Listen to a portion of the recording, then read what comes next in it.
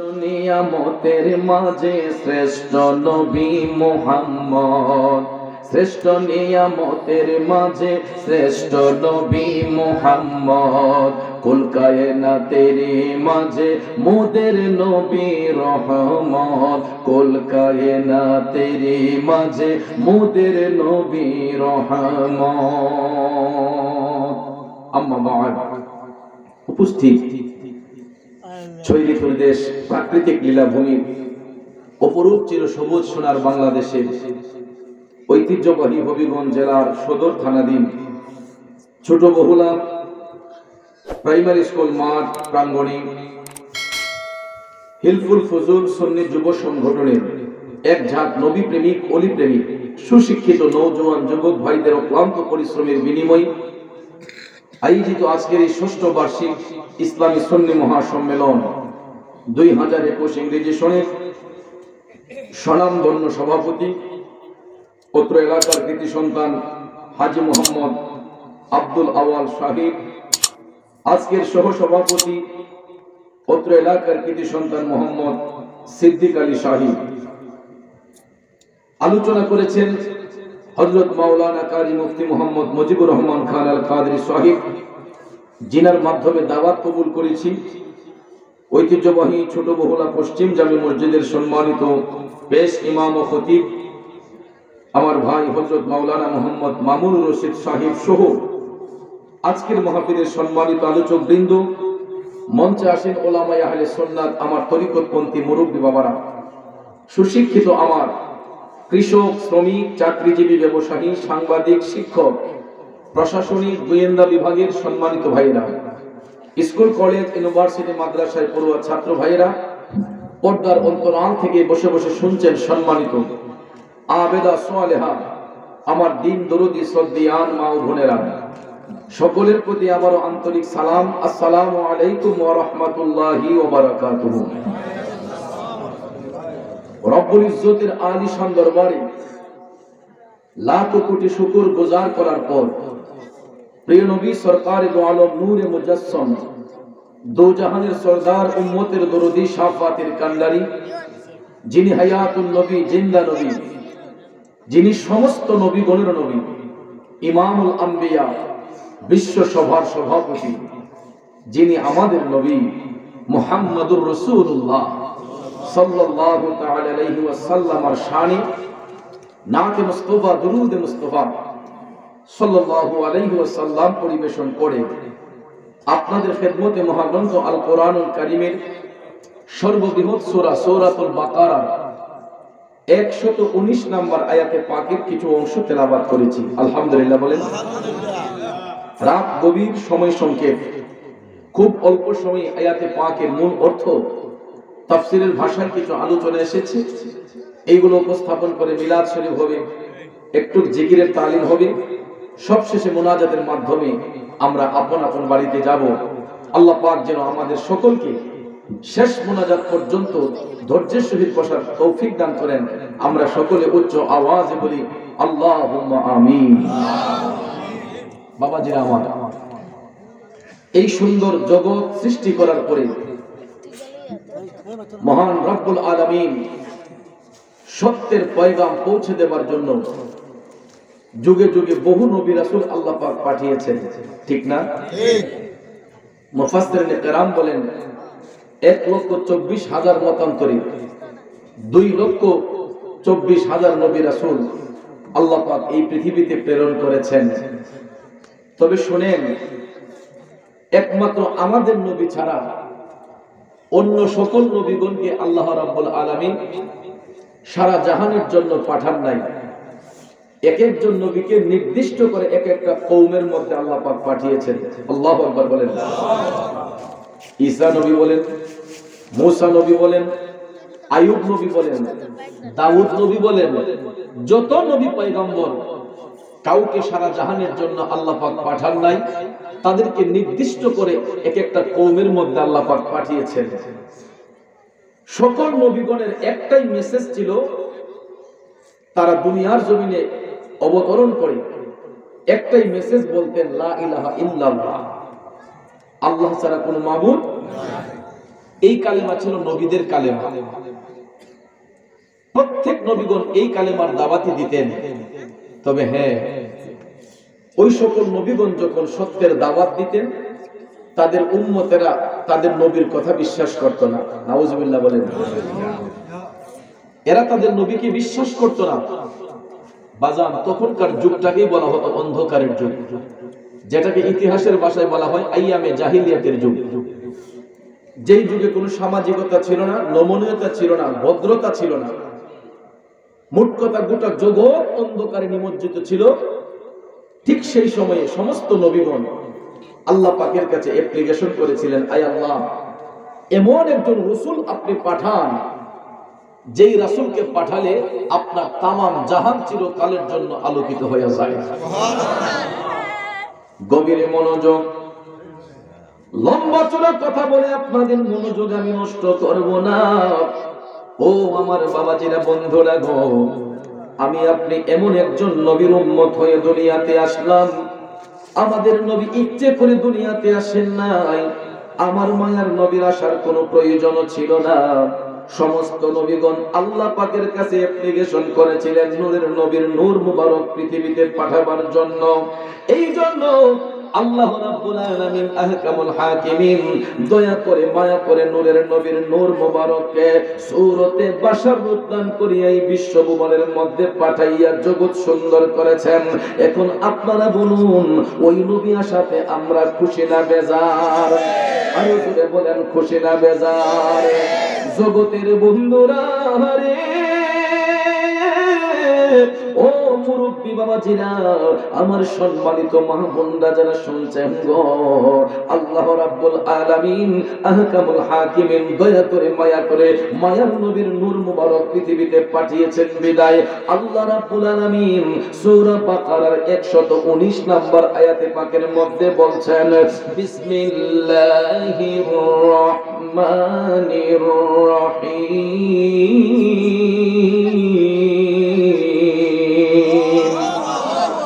ইন্না আরসালনাকা বিল হাক্কি বাশীরান ওয়া নাযীরা।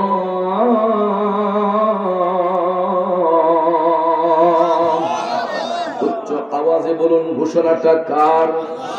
আমার আল্লাহ বলেন, ও হাবিব, ও বন্ধু, ইন্না আরসালনাকা, নিশ্চয় আমি আল্লাহ আপনি বন্ধুকে প্রেরণ করেছি, পাঠিয়েছি। কিসের জন্য?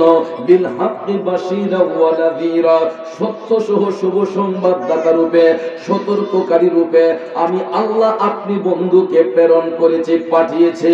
বন্ধুরে, আমার মায়ার নবী পৃথিবীর মধ্যে সমাগমন করেছেন। এই জন্য আল্লাহ রাব্বুল আলামিন বলেছেন, ইন্না আরসালনাকা, আমি আপনাকে পাঠিয়েছি। ও বন্ধু, পাঠানো হয় ওই বস্তু যা পূর্বে থেকেই মালিকের কাছে মওজুদ থাকে, ঠিক না বেঠে? অনেক ভাইরা মনে করে এই পৃথিবীতে মনে হয় আমার নবীর সৃষ্টি হয়েছে। না রে বাজান, না, আমার নবীর সৃষ্টি এই পৃথিবীর জমিনে হয় নাই। এই পৃথিবীতে নবীর শুভাগমন হয়েছে। সৃষ্টির কথা যদি বলতে হয় একটু দূরে যেতে হবে। বাবাজিরা আমার, তাফসীরে কাবীরের মধ্যে আমি গুনাহগার দেখলাম, আমার মায়ার নবী দয়ার নবীকে আল্লাহর ফেরেশতা হযরতে জিবরাইল আলাইহিস সালাম প্রশ্ন করেছিলেন, নবী গো, ইয়া রাসূলুল্লাহ, আমি জিবরাইল আপনার কাছে জানতে চাই আপনার বয়সটা কত? মুস্কি হেসে দিয়া আল্লাহর নবী বলতেছেন, ও জিবরাইল, আগে বলো তোমার বয়সটা কত? বাবাজিরা আমার, বন্ধুরা আমার, জিবরাইল ডাক দিয়া কই, নবী গো, নবী, আমি জিবরাইলের বয়সটা কত আমি নিজেও সেটা অনুমান করতে পারি না। তবে নবী গো, আমি এতটুকু পর্যন্ত বলতে পারি, ৭০,০০০ বছর পর পর আকাশের মধ্যে একটা নূরের তারকা উদিত হইত, আবার নিভে যেত। আল্লাহু আকবার বল। কয় বছর পর পর? আওয়াজ দেন, কয় বছর? নবীর মনোযোগ, জিবরাইল বলতেছেন নবী গো ৭০,০০০ বছর পর পর আকাশের মধ্যে একটা নূরের তারকা উদিত হতো আবার নিভে যেত। আল্লাহর হাবিব বললেন ও জিবরাইল ওই নূরের তারকাটা তুমি কতবার দেখেছ? জিবরাইল আলাইহিস সালাম ডাক দিয়ে কই নবী গো নবী খোদার কসম খেয়ে বলছি নবী গো আমি জিবরাইল আমার বয়সে এই নূরের তারকাটা ৭২,০০০ বার দেখেছি। এ বন্ধু জিবরাইল আলাইহিস সালাম কই নবী গো ওই নূরের তারকাটা আমি ৭২,০০০ বার দেখেছি। আমার নবী আপনার নবী ডাক দিয়া কয় জিবরাইল ও জিবরাইল যেই তারকাটা তুমি ৭২,০০০ বার দেখেছো ও জিবরাইল রে শুনো ওই নূরের তারকাই ছিলাম আমি নবী মুহাম্মদুর রাসূলুল্লাহ সাল্লাল্লাহু আলাইহি ওয়াসাল্লাম। আওয়াজ করে বলুন না ইয়া রাসূলুল্লাহ, আর একটু জোরে বলেন ইয়া হাবিবাল্লাহ। এই জন্য পাকিস্তানের কবি বলেছেন জব তলক ইয়ে চাঁদ তারে ঝিলমিলাতে যায়েঙ্গে তব তলক জশ্নে বেলাদত हम मनाते जाएंगे जब तलक ये चांद तारे झिलमिलाते जाएंगे तब तलक जश्ने बेलादत हम मनाते जाएंगे। नूर वाला आया है नूर लेकर आया है सारे आलम में देखो कैसा नूर छाया है। अस्सलातु अस्सलामु अलैका या रसूल अल्लाह अस्सलातु अस्सलामु अलैका या हबीब अल्लाह अस्सलातु अस्सलामु अलैका या रसूल अल्लाह अस्सलातु अस्सलामु अलैका या हबीब अल्लाह।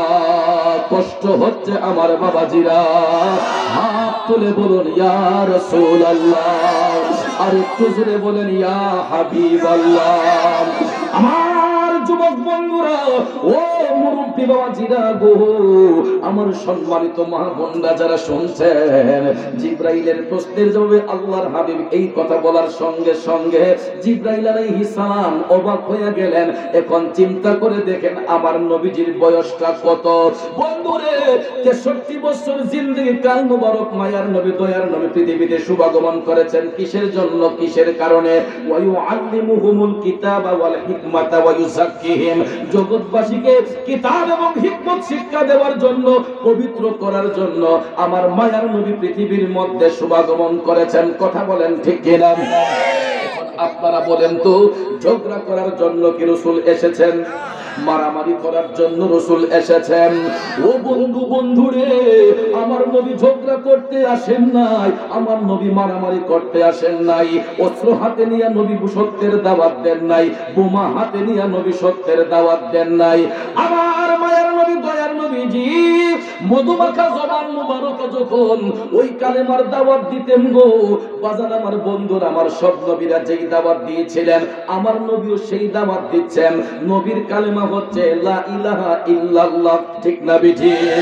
অন্য সকল নবীর উম্মতেরা তারপরে যদিও কালেমা পড়তো, মুসা নবীর উম্মতরা কালেমা পড়তো লা ইলাহা ইল্লাল্লাহ মুসা কালিমুল্লাহ, ঈসা নবীর উম্মতরা কালেমা পড়লে পড়তো লা ইলাহা ইল্লাল্লাহ ঈসা রূহুল্লাহ, ঠিক না বিজে? তারা তাদের নবীর নামে কালেমা পড়তো, কিন্তু আমার নবীর উম্মতরা কালেমা পড়বে কিভাবে তারা তো কিছু বলে না। এই জন্য আল্লাহ কয় হাবিব ও বন্ধু আপনি শুধু আপনার কালেমা পড়বেন, আপনার কালেমা পড়লে তো কালেমার সমাপ্তি হবে না যতক্ষণ আমি আল্লাহর কালেমা যুক্ত না করা হবে। সুবহানাল্লাহ। কারণ বাজান কালেমার অংশ দুইটা। কালেমার অংশ কয়টা? কালেমার অংশ দুইটা। একটা হলো লা ইলাহা ইল্লাল্লাহ, অপরটা হলো মুহাম্মদুর রাসূলুল্লাহ। এখন আপনারা বলেন অংশ দুইটা হওয়া থেকে কালেমা কি আলাদা না যুক্ত? আলাদা না যুক্ত? এ বন্ধুরা আমার আজকে এই সমাজের মধ্যে কিছু কিছু মূর্খ মৌলবি বের হয়েছে যারা বলে লা ইলাহা ইল্লাল্লাহ থাকবে উপরে মুহাম্মদুর রাসূলুল্লাহ দিচ্ছে। নাউজুবিল্লাহ কোন বাবাজিরা আমার, বন্ধুরা আমার, এটা কোন শিক্ষিত লোকের ভাষা নয়, শিক্ষিত লোকের কথা নয়, এটা গুস্তাখে রাসূলের কথা, বিয়াদবে রাসূলদের কথা, ঠিক না বিঠে? ওই বিয়াদবে রাসূলরা সমাজের মুমিন মুসলমানদের মধ্যে ফিতনা সৃষ্টি করার জন্য তারা বলে লা ইলাহা ইল্লাল্লাহু মুহাম্মাদুর রাসূলুল্লাহ এক লাইনে লেখা যাবে না। কিন্তু বাজান, আল্লাহর নবী হযরতে বাবা আদম আলাইহিস সালাম সৃষ্টি হওয়ার পরে বাবাজিরা আমার, বন্ধুরা আমার, মাদারিজুন নবুওয়াত কিতাবের মধ্যে শাইখ আব্দুল হক মুহাদ্দিস দেহলভী রাহমাতুল্লাহ আলাইহি শেরে খোদা মাওলানা আলী থেকে একটা riwayat নকল করে বলতেছেন, হযরতে বাবা আদম আলাইহিস সালাম সৃষ্টি হওয়ার পরে তিনি যখন আল্লাহ পাকের মহান আরশের মধ্যে তাকিয়েছিলেন, তখন তিনি নূরানি অক্ষর দ্বারা আরশ মুআল্লার মধ্যে লেখা দেখেছিলেন লা ইলাহা ইল্লাল্লাহু মুহাম্মাদুর রাসূলুল্লাহ। এটা আলাদা ছিল না, এক লাইনে লেখা ছিল গো। শুধু আরশ কেন, জমিনের মধ্যে তাকান, মক্কাতুল মুকাররমা যান, মদিনাতুল মুনাওয়ারা যান, প্রত্যেকটা দেয়ালে দেয়ালে নূরানি কালেমা শরীফ এক লাইনে লেখা। শুধু তাই নয় বাবাজিরা, আরব দেশের যেই পতাকা আছে গো, আমার দেশে যেমন লাল সবুজের পতাকা আছে, আরব দেশের মধ্যে একটা পতাকা আছে বাজান। আরব দেশের পতাকার মধ্যে তাকাইয়া দেখবেন খেজুর গাছের সঙ্গে লা ইলাহা ইল্লাল্লাহু মুহাম্মাদুর রাসূলুল্লাহ এক লাইনে লেখা, ঠিক না বিঠে? এ যুবক, যারা লা ইলাহা ইল্লাল্লাহ প্লাস মুহাম্মাদুর রাসূলুল্লাহ সমান দিয়া কিন্তু আলাদা কালেমা হবে না, যুক্ত কালেমা হবে, যেটার মধ্যে কোনো গ্যাপ নাই। কথা বলেন ঠিক কিনা? এই জন্য শায়ের বলেছেন, কালমার আগে পরে আল্লাহ, মাঝখানে রাসূল, সৃষ্টি কুলে মোদের নবীর নাই যে সমতল। কালমার আগে পরে আল্লাহ, মাঝখানে রাসূল, সৃষ্টি কুলে মোদের নবীর নাই যে সমতল। আল্লাহ পাকের প্রিয় নবী সৃষ্টির উপরে এলেন নূরের নবী যখন মক্কা নগরে।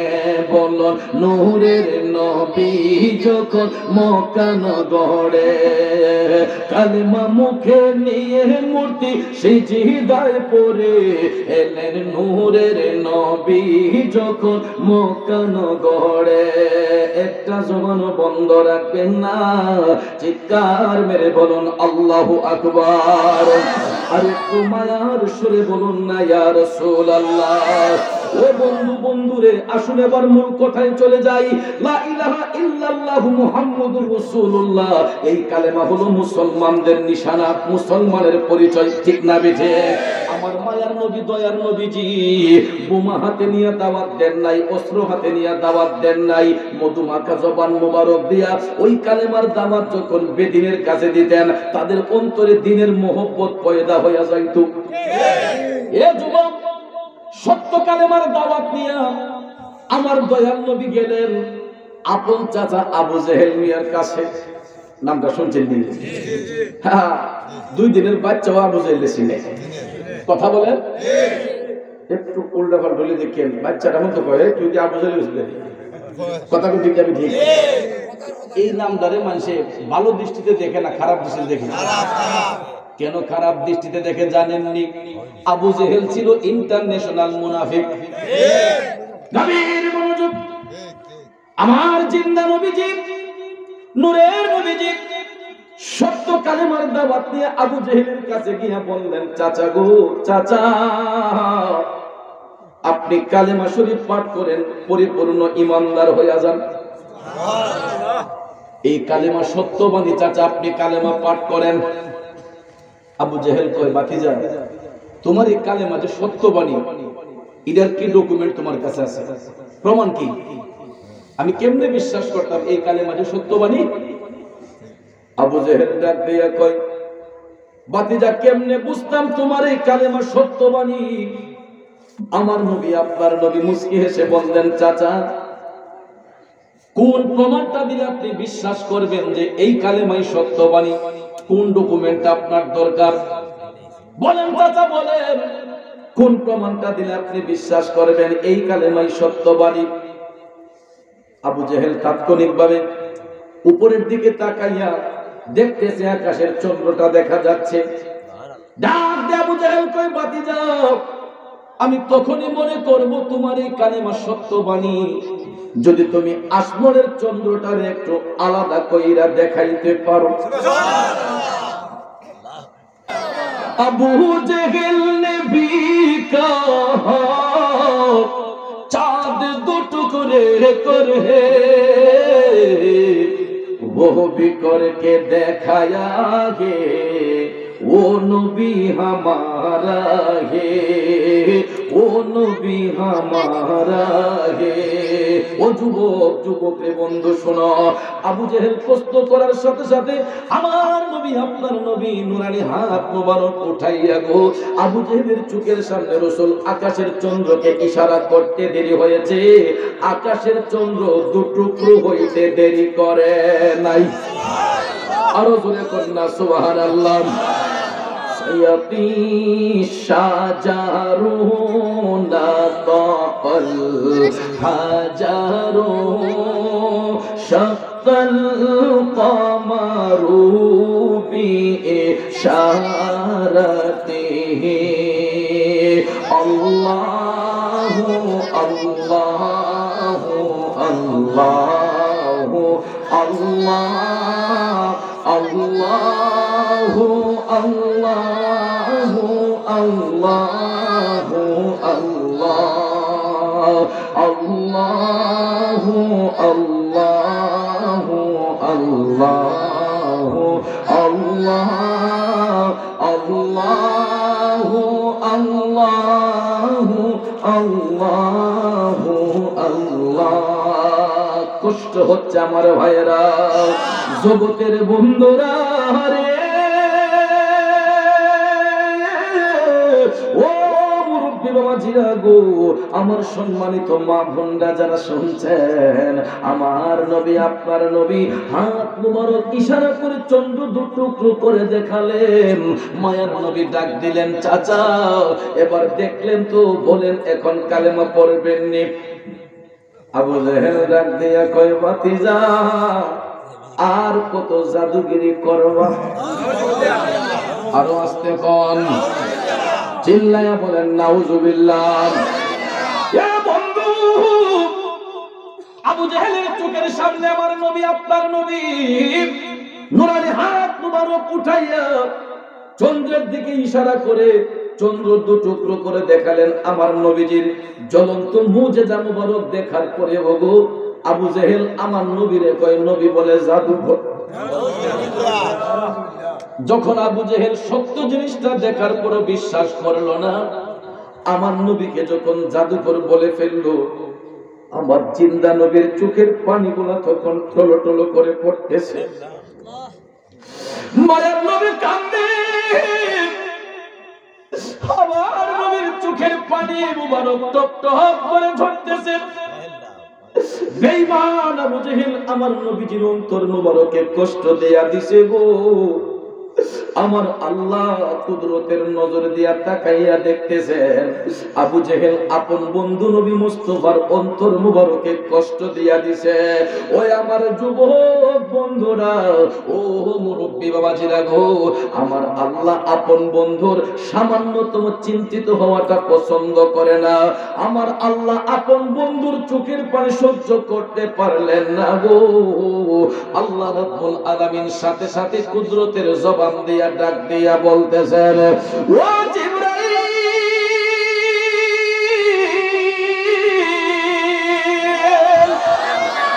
ও জিবরাইল তাকাইয়া দেখো রে, আবু জেহেল আমার বন্ধু নবী মুস্তাফার অন্তর মুবারকে কষ্ট দিয়া দিছে। আমার আল্লাহ তাআলা ডাক দিয়া কই, ও জিবরাইল, আমার বন্ধু নবী মুস্তাফার সামান্যতম কষ্ট আমি আল্লাহ সহ্য করতে পারি না। আল্লাহ তাআলা ডাক দিয়া কই, যাও জিবরাইল যাও, ওহী নিয়ে আমার বন্ধুর নবীর কাছে চলে যাও, আবু জেহেলের দাঁত ভাঙার জবাব দিয়ে আসো। আল্লাহ রাব্বুল আলামিন আবু জেহেলের দাঁত ভাঙার জবাব দিলেন।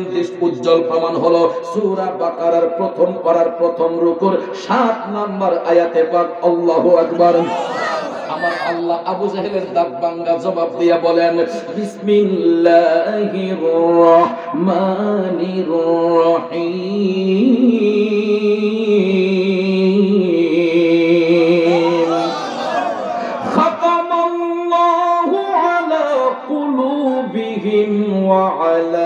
سمعهم وعلى أبصارهم غشاوة ولهم عذاب عظيم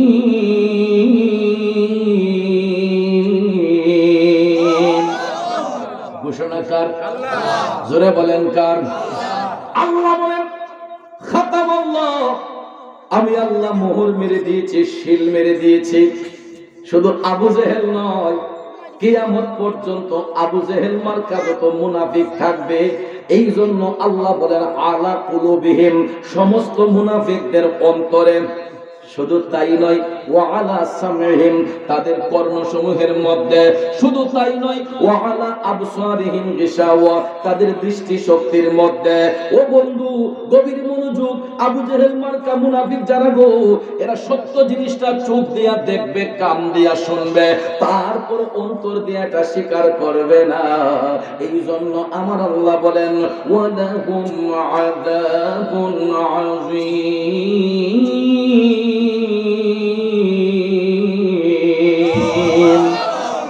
ওই সমস্ত মুনাফিকদের জন্য আমি আল্লাহর যন্ত্রণাদায়ক শাস্তি নির্ধারণ করে রেখেছি।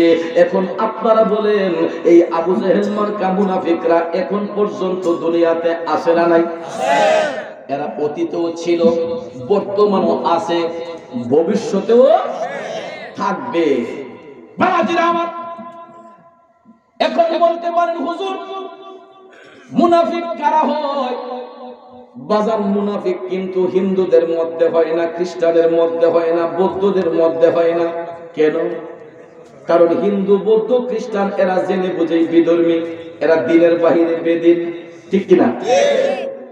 মুসলমান হবে, মুনাফিক হবে মুসলমানের মধ্যে কিছু সংখ্যক লোক, যারা ইসলাম ধর্মের মধ্যে ফাটল লাগাবে, ইসলাম নিয়ে যারা ছিনিমিনি করবে, এরাই হবে মুনাফিক। কথা কোন ঠিক কিনা?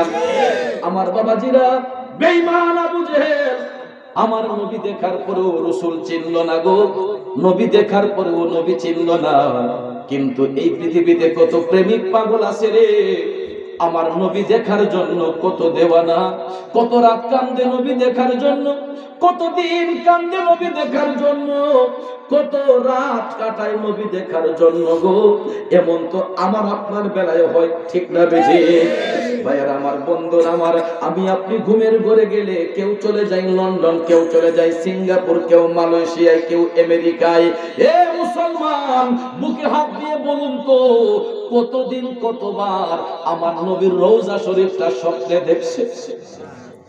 কতদিন মক্কাতুল মুকাররমাটা স্বপ্নে দেখছে? লন্ডন যায়, আমেরিকা যায়, সিঙ্গাপুর যায়, কানাডায় যায়। বন্ধুরে, কোন দেশে শান্তি নাই, শান্তির জায়গা হলো সোনার মদিনায়। কথা বলেন ঠিক কিনা? এই জন্য নবীর আশিক প্রেমিক বলে, লন্ডন, প্যারিস, ওয়াশিংটন, বার্লিন যেতে চাই না, হংকং, বেজিং, টোকিও, সিঙ্গাপুর চাই না, মোহনা আমার যেতে চাই, মোহনা আমার যেতে চাই এই দুনিয়ার একটি জায়গায়, সেই জায়গাটার নাম হলো সোনার মদিনা, সেই জায়গাটার নাম হলো সোনার মদিনা। আমরা যাব মদিনা, দেখবো সোনার মদিনা, সেই জায়গাটার নাম হলো সোনার মদিনা। বাইরে নারী গাড়ি বাড়ি নিয়ে দুনিয়া পাগল, যশ খ্যাতির বাড়াবাড়ি চলছে অনর্গল, ঠিক কিনা? ওরে নারী বাড়ি যশ খ্যাতির নাই রে কামনা, নবীর জিয়ারতে যাব মনের বাসনা, সেই বাসনা পূর্ণ হবে দেখলে মদিনা, সেই বাসনা পূর্ণ হবে দেখলে মদিনা। আমরা যাব মদিনা, দেখবো সোনার মদিনা, সেই জায়গাটার নাম হলো সোনার মদিনা। আমার মদিনার প্রেমে পাগল হতে চাই কি চাই না? কথা বলেন চাই কি চাই না? ও বন্ধু, আবু জেহেল নবী দেখার পর নবী চিনল না গো, কিন্তু আমার নবীর দিদার পাবার জন্য ওই নবীর আওলাদরে ভালোবাসা আল্লাহর বন্ধু হয়েছিলেন বাগদাদের জমিনে একজন আল্লাহর ওলি। ওনার নাম হচ্ছে হযরতে জুনাইদ বাগদাদি রহমাতুল্লাহ আলাইহি। বন্ধু, আমি গুনাহগার জুনাইদ বাগদাদির জীবনী পড়ে দেখছি গো, জুনাইদ বাগদাদি এত বড় কোন পাণ্ডিত্যের অধিকারী ছিলেন না, তিনি এত বড় মাপের কোন আলেম ছিলেন না, কিন্তু জুনাইদ বাগদাদির মধ্যে একটা ভালো গুণ ছিল, তিনি নবীর বংশের আওলাদরে ভালোবাসতেন। আমার নবী দেখার জন্য জুনাইদ বাগদাদি আমার নবীর বংশের আওলাদরে ভালোবাসতেন। বন্ধুরে বন্ধু, মুরব্বীর একটা কথা বলে, সৎসঙ্গে স্বর্গবাস, অসৎ সঙ্গে সর্বনাশ। লৌহের সঙ্গে যখন পরশের ঘষা লাগে, লৌহের কিরণে কিন্তু পরশের কিরণে কিন্তু লৌহটা পর্যন্ত দামি হয়ে যায়। এই জন্য দাদা হুজুর লিখছিলেন, তুমি পরশ আমি লোহা, ও দয়াল দেখিবারে পাই, ওরে পরশের কিরণে লোহা স্বর্ণ দেও বানাই গো মুর্শিদ, এই ভিক্ষা চাই তোমার প্রেমাগুনে আমায় পুইরা করো ছাই। কষ্ট হচ্ছে বাজান, গভীর মনোযোগ মনোযোগ। জুনাইদ বাগদাদি এত বড় পাণ্ডিত্যের অধিকারী ছিলেন না, তিনি কি করতেন জানেননি? আগেকার জামানায় রাজা বাদশার দরবারে কুস্তি খেলা হইতো পুরস্কারের বিনিময়ে, যেটাকে অনেক দেশের ভাষায় বলা হয় বলি খেলা, কুস্তি খেলা। পুরস্কারের বিনিময়ে কুস্তি খেলা হতো। বাগদাদের এক বাদশার দরবারে জুনাইদ বাগদাদি কুস্তির খেলা কাজ করতেন। তার অন্য কোনো কাজ ছিল না, তিনি খাবার দাবার খাইতেন, শরীর চর্চা করতেন। পুরস্কারের বিনিময়ে মাঝে মধ্যে রাজমহলের মধ্যে কুস্তি খেলা হতো, ওই কুস্তির মধ্যে জুনাইদ অংশগ্রহণ করতেন। বন্ধু, বাগদাদের জমিনে এমন কোন বীর বাহাদুর ছিল না গো, জুনাইদ বাগদাদির সঙ্গে কুস্তি লইয়া জয় লাভ করবে। কারণ যেমন তার বডি, যেমন তার বাচন ভঙ্গি, তেমন তার শক্তি দিয়েছেন কে? জোরে বলেন কে? গভীর মনোযোগ। বাগদাদের জমিনে একজন নবীর বংশের আওলাদ বাস করতেন।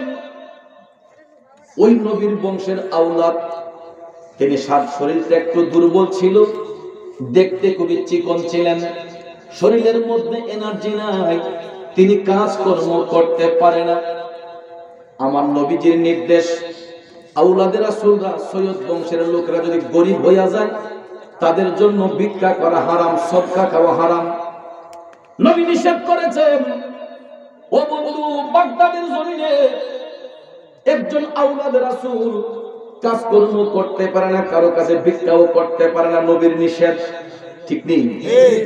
ঘরের মধ্যে খাবার নাই, পরিবার পরিজন নিয়ে বড় কষ্ট করে গো। একদিন চলে গেল, 2 দিন চলে গেল, 3 দিন চলে গেল, আওলাদে রাসূলের ঘরের মধ্যে কোনো খাবার নাই।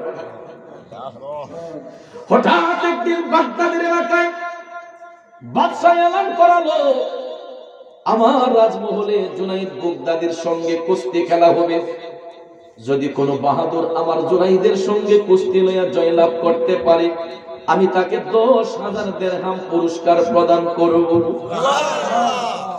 এই সংবাদ যখন ছড়িয়ে গেল, বাগদাদের অলিতে গলিতে সবার কানে আওয়াজ পৌঁছালো, জুনাইদ বাগদাদির সঙ্গে কুস্তি লইলে 10,000 দিরহাম পুরস্কার পাওয়া যাবে। বড় বড় পালোয়ানরা এই এলান পায়া সবাই প্রস্তুতি নিচ্ছে জুনাইদ বাগদাদির সঙ্গে কুস্তি নেবে। ওইদিকে বাদশা তো নিশ্চিত যে কোন বাহাদুর আমার জুনাইদের কাছ থেকে পুরস্কার কেড়ে নিতে পারবে না। বন্ধুরা আমার, বাবাজিরা, এলান যখন শুরু হয়ে গেল, আস্তে আস্তে আস্তে এই এলানটা নবীর বংশের আওলাদের কানের মধ্যে গেছে গো। আওলাদের রাসূল তখন চোখের পানি ছেড়ে কান্দে, কয়, আমি তো কুস্তি লইয়া জুনাইদের সঙ্গে জয়লাভ করতে পারবো না, কিন্তু একটা বার যদি কুস্তির ময়দানে গিয়া জুনাইদের কানে আওয়াজটা পৌঁছাতে পারি, আমি নবীর বংশের আওলাদ, হয়তো নবীর বংশের আওলাদ হওয়ার কারণে জুনাইদ আমারে সম্মান দিবে। বুক ভরা আশা লইয়া সত্যি সত্যি সত্যি পরের দিন বাদশার বাড়ির মধ্যে বিশাল বড় আয়োজন, হাজার হাজার দর্শক কুস্তি খেলা দেখার জন্য বাদশার বাড়ির মধ্যে গিয়ে উপস্থিত হলেন। বাজান মনোযোগ, হঠাৎ করে লোকে লোকারণ্য অবস্থা দেখা বাদশা বলল, জুনাইদ যাও, তুমি কুস্তির ময়দানে চলে যাও। জুনাইদ বুগদাদি কুস্তির ময়দানে গেলেন। ও বন্ধু, কোমরে হাত দিয়া জুনাইদ যখন দাঁড়াইয়া গেলেন, এমন সময় বাদশা বলতেছে, কোন বাহাদুর আসনি রে, আমার জুনাইদের সঙ্গে কুস্তি লইবা। একজন বাহাদুর দাঁড়াইলো, বাদশা আমি তোমার জুনাইদের সঙ্গে কুস্তি লড়ব। জুনাইদ বুগদাদি বললেন, আসো। যখন জুনাইদ কোমরে হাত দিয়া দাঁড়াইলেন, দৃষ্টি দিয়া যখন ওই পালোয়ানের দিকে তাকাইলেন, জুনাইদ বুগদাদির পালোয়ানের দৃশ্য দেখা, পালোয়ান জুনাইদ বুগদাদির এই বাচন ভঙ্গি দেখা মাথাটা নিচ দিক দিয়া একটা দৌড় দিয়া পলায়ন করছে। বাদশা কয়, আর কেউ আসনি আমার জুনাইদের সঙ্গে কুস্তি লইবা? আরেকজন বাহাদুর দাঁড়াইল। জুনাইদ বুগদাদি কোমরে হাত দিলেন, বাচন ভঙ্গি দেখা ওই বাহাদুরটা পলায়ন করলো। বাদশা কয়, আর কেউ আসনি? তৃতীয়বার মতো আরেকজন দাঁড়ালো। জুনাইদ বুগদাদি কোমরে হাত দিয়া দাঁড়াইলে সে ভয়ে পালাইয়া যায়। এইভাবে প্রত্যেকটা পালোয়ান জুনাইদ বুগদাদির চোখের দিকে তাকাইলেই ভয় কম্পন শুরু হয়ে যায়, সবাই পলায়ন করতে শুরু করে। একজন একজন করে সবাই যখন যাইতে লাগলো, এবার পরিশেষে বাদশা ডাক দিয়া কয়, আর কোন বাহাদুর আসনি রে, আমার জুনাইদের সঙ্গে কুস্তি লড়বা? আর কোন বাহাদুর আসনি? এমন সবাই দেখা যায় 3 দিনের ক্ষুধার্ত নবী বংশের আওলাদের রাসূল হাতটা উঠাইয়া বলতেছেন, বাদশাহ আমি তোমার জুনাইদের সঙ্গে কুস্তি লড়ব। একটা দুর্বল লোক, চিকন লোক জুনাইদ বুগদাদির সঙ্গে কুস্তি লইলে এটা কি হাস্যকর বিষয় না? তামাশা ছাড়া অন্য কিছু নয়।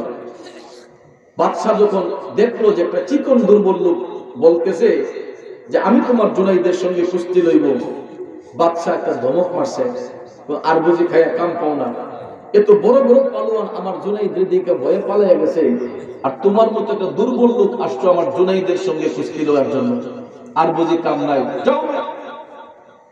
ধমক মারার পরেও আওলাদের রাসূল পরিচয় দেয় না। তিনি বলতেছে, বাদশা আমি অবশ্যই তোমার জুনাইদের সঙ্গে কুস্তি লইয়া জয়ী হতে পারবো। ও বন্ধু, জুনাইদ বুগদাদি তখন পর্যন্ত জানতেন না যে তিনি নবীর বংশের আওলাদ। উপস্থিত কোন জনতা জানতো না যে তিনি নবীর বংশের আওলাদ। সবাই ওনাকে ধমকাতে লাগলো, আপনি আর বুঝি খায়া কাম পান না, বসেন মিয়া বসেন, ধমকাতে লাগলো। কিন্তু আওলাদের রাসূল বারবার করে বলতেছেন, আমি অবশ্যই জুনাইদের সঙ্গে কুস্তি লইয়া জয়ী হব। একবার, দুইবার, তিনবার বলার পরে গো চতুর্থবারের বেলায় এবার বাদশা কয়, তাহলে যাও, অনুমতি দিলাম, দেখি তোমার বুকের পাটা কত শক্ত, আমার জুনাইদের সঙ্গে কুস্তি লইতে চাও, যাও গিয়া দেখো মজাটা। অনুমতি পাইয়া 3 দিনের ক্ষুধার্ত নবীর বংশের আওলাদের রাসূল তিনি হাইটা হাইটা হাইটা কুস্তির ময়দানে যখন যাইতে লাগলেন, জুনাইদ তখন জানতেন না তিনি নবীর বংশের আওলাদ।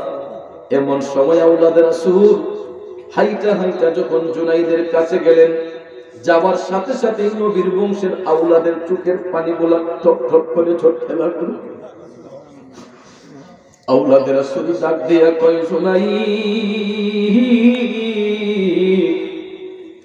তুমি কেমনে ভাবলা আমার মতো একটা দুর্বল লোক তোমার সাথে কুস্তি লইয়া জয়ী হব? ওরে জুনাইদ, আমি তোমার সঙ্গে কুস্তি লওয়ার জন্য আসি নাই, আমি শুধু একটা মেসেজ তোমার কানে পৌঁছে দেওয়ার জন্য এসেছি। জুনাইদ, আমি শুনেছি তুমি নবীর বংশের আওলাদরে ভালোবাসো, এই কথাটা বলতে না বলতে জুনাইদের কোমরের হাত থেকে নামিয়ে ফেললেন। হাতটা কোমরে ছিল, হাতটা নামিয়ে ফেললেন। আওলাদ রাসূল ডাক দিয়া কই, জুনাইদ রে, হে জুনাইদ, তুমি যদি সত্যি নবীর বংশের আওলাদরে ভালোবাসা থাকো, আমার দিকে একটু তাকাও জুনাইদ, আমি নবীর বংশের একজন আওলাদ। ওরে জুনাইদ, আমার জন্য ভিক্ষা করা হারাম, সদকা খাওয়া হারাম। রে জুনাইদ, তাকাইয়া দেখ, আজকে 3 দিন ধরে আমার ঘরের মধ্যে কোনো খাবার নাই। আজকে 3 দিন ধরে আমার ঘরের মধ্যে কোনো খাবার নাই রে জুনাইদ।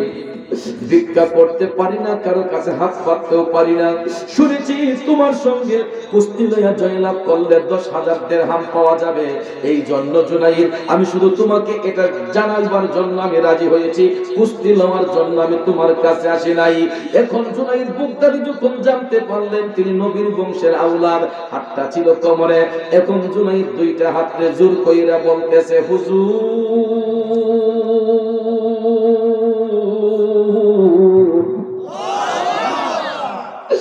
আমি জুনাইদ সারা জীবন নবীর বংশের আওলাদরে ভালোবাসছে আমার নবী দেখার জন্য। আপনি যদি আওলাদের রাসূল হয়ে থাকে, হুজুর আমারে ক্ষমা করে দেন। আপনার সাথে কুস্তি লওয়ার মতো সাহস আমি জুনাইদের এখন পর্যন্ত হয় নাই। হুজুর, যদি আল্লাহ তাআলা আমাকে শক্তি দিয়েছেন, বাগদাদের জমিনে কোন বাহাদুর আমার চোখে দেখি না যে আমার সাথে কুস্তি লিয়া জয়ী হবে, কিন্তু যেখানে আওলাদের রাসূল দাঁড়িয়েছে সেখানে আমার শক্তিটারে তুচ্ছ মনে করছি। হুজুর, আমি কুস্তি লইতে হবে না, আপনি পুরস্কার গুলা এমনিতেই নিয়ে যান। আওলাদের রাসূলের গায়ে হাত দিয়ে এই বেয়াদবি আমি জুনাইদ করতে পারবো না। আওলাদ রাসূল তখন ডাক দিয়ে কই, জুনাইদ, এখন যদি তুমি আমার সঙ্গে কুস্তি না লও, সবাই মনে করবে আমি তোমারে ভয় পাইয়া গেছি। ঠিক না ঠিক? তা না হলে বাদশা আমাকে পুরস্কার দিবে না। আমি অনুমতি দিলাম, তুমি আমার একটু জড়াইয়া ধরো।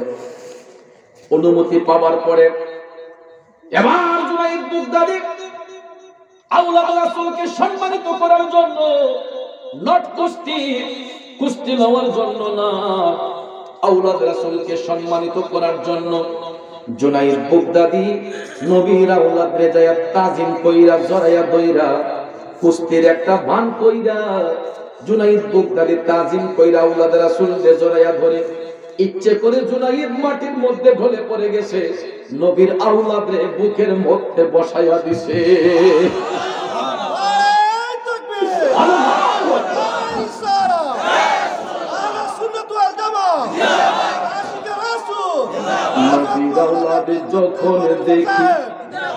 নবীর আওলাদ যখন দেখি মনে বড় আশা রাখি, নবীর আওলাদ যখন দেখি মনে বড় আশা রাখি, নবীর আওলাদ যখন দেখি মনে বড় আশা রাখি, চরণ দুটি ধৌত করি দিয়ে চোখের জল, আমরা নবীজির পাগল, আমরা মদিনার পাগল, আমরা নবীজির পাগল, আমরা মদিনার পাগল। কথা বলেন ঠিক কিনা? 2 হাত তুলে বলেন ঠিক কিনা? নারে তাকবীর, নারে রিসালাত, আহলে সুন্নাত ওয়াল জামাত। শুনিলে মদিনার কথা, শুনিলে মদিনার কথা, বলতে পারি সকল ব্যথা। ঠিক না বেশি?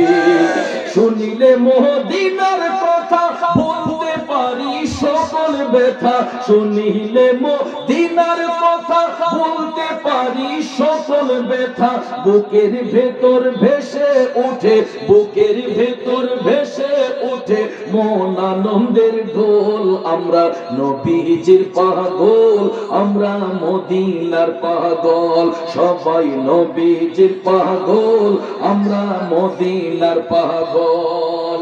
চোখের মধ্যে ঘুম আসেনি? তাহলে সবাই আমার সাথে বলেন, আমরা নবীজির পাগল, আমরা মদিনার পাগল, বাইরা কাহার পাগল, আমরা চাচারা কাহার পাগল আমরা ও সবাই নবীজির পাগল সবাই মদিনার পাগল ও বন্ধুরা আমার বাবাজিরা গভীর মনোযোগ মনোযোগ জুনাইদ বাগদাদি আওলাদ রাসূলকে তাজিম করে জড়ায়া ধইরা কুস্তির ভান কইরা ইচ্ছে করে জুনাইদ মাটিতে ঢইলা পড়ছে আওলাদ রাসূলের বুকের মধ্যে বসাইয়া দিছে রে এবার জুনাইদ বাগদাদি যখন আওলাদ রাসূলকে বুকের মধ্যে বসাইয়া দিল বাদশা ডাক দিয়া কই এই কুস্তি আমি মানি না একটা চিকন দুর্বল লোকের কাছে আমার পালোয়ান জুনাইদ কখনো হাঁটতে পারে না বাদশা কই আমি মানি না এই কুস্তি আবার দেখো না এই কুস্তি আমি পুনরায় দেখতে চাই একটা চিকন দুর্বল লোকের কাছে আমার জুনাইদ কখনো হাঁটতে পারে না আসলে তো কথা সত্য একটা দুর্বল লোকের কাছে এত বড় একটা পালোয়ান হেরে যাবে এটা বিশ্বাসযোগ্য নয় বাদশা কয় আমি পুনরায় আবার এই কুস্তিটা দেখতে চাই এমন লোক বাদশা দেখে বলল আমি আবার কুস্তিটা দেখতে চাই অনুমতি দেওয়ার পরে জুনাইদ বাগদাদি আবারও দাঁড়ালেন টক টক করে জুনাইদ কান দেব একবার নবীর আওলাদের অনুমতি পাইয়া জড়াইয়া ধরলাম দ্বিতীয়বার আবার কেমনে নবীর বংশের আওলাদের গায়ে হাতটা লাগাই এমন সময় আওলাদ রাসূল টক টক করে চোখের পানি চাইরা কান্দে কই জুনাইদ আজকে 3 দিন ধরে আমার ঘরের মধ্যে খাবার নাই জুনাইদ আবার নবীর আওলাদকে সম্মানিত করার জন্য দ্বিতীয়বার আবার জুনাইদ বাগদাদি জড়াইয়া ধইরা সেম কুস্তির বাম ধইরা আবার জুনাইদ মাটিতে ঢলে পড়ে গেলেন নবীর আওলাদরে আবার বুকের মধ্যে বসাইয়া দিলে এখন তো বাদশার আর কোনো জবাব নাই একবার যেহেতু হেরেছে দ্বিতীয়বার তো হারার কথা না ঠিক না ঠিক বাদশা এখন পুরস্কার দিতে বাধ্য একবার হেরেছে দ্বিতীয়বার তো হারার কথা নয় বাদশা এখন ভাবতে লাগলো তবে চিকন লোকটাই তো জয় হয়ে গেল এখন পুরস্কার না দিয়ে তো উপায় নাই সত্যি সত্যি সত্যি আওলাদ রাসূলকে 10,000 দিরহাম পুরস্কার প্রদান করা হইল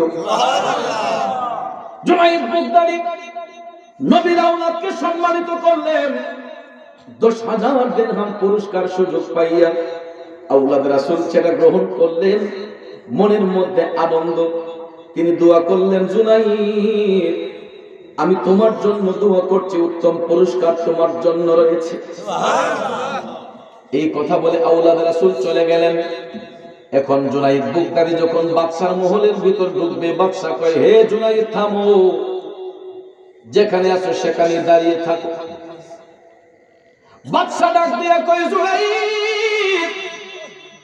সারা জীবন তোরে নিয়ে আমি গর্ব করেছি তোর সঙ্গে বাগদাদের জমিনে কেউ কুস্তি লইয়া পারে নাই আজকে একটা জীব ছোট্ট দুর্বল একটা লোকের কাছে তুই হার মানলে আমার অপমান করলি আমার মান সম্মান সব গুনার মধ্যে মিশাইয়া দিলি এ জুনাইদ তোর মতো পালোয়ান আমার মহলে আর আমি রাখবো না এই মুহূর্তে তুই আমার মহল ছেড়ে পলাইয়া যা আল্লাহু আকবার বলেন জুনাইদ বাগদাদিকে বাদশা অপমান করছে যে তুই একটা চিকন লোকের কাছে হেরে গেলি তোর মতো পালোয়ান আমার রাজমহলে আর প্রয়োজন নাই তুই এই মুহূর্তে বের হয়ে যা আমি আর তোকে রাখবো না হে বন্ধু দুনিয়ার বাদশা জুনাইদ বাগদাদিকে অপমান করলে কিছু যায় আসে না জুনাইদ বাগদাদি দুনিয়ার বাদশার কাছে অপমান পাইলে কি হবে গো তিনি তো এমন একজন বাদশার কাছে সম্মানিত হয়ে গেলেন যিনি হলেন বাদশারও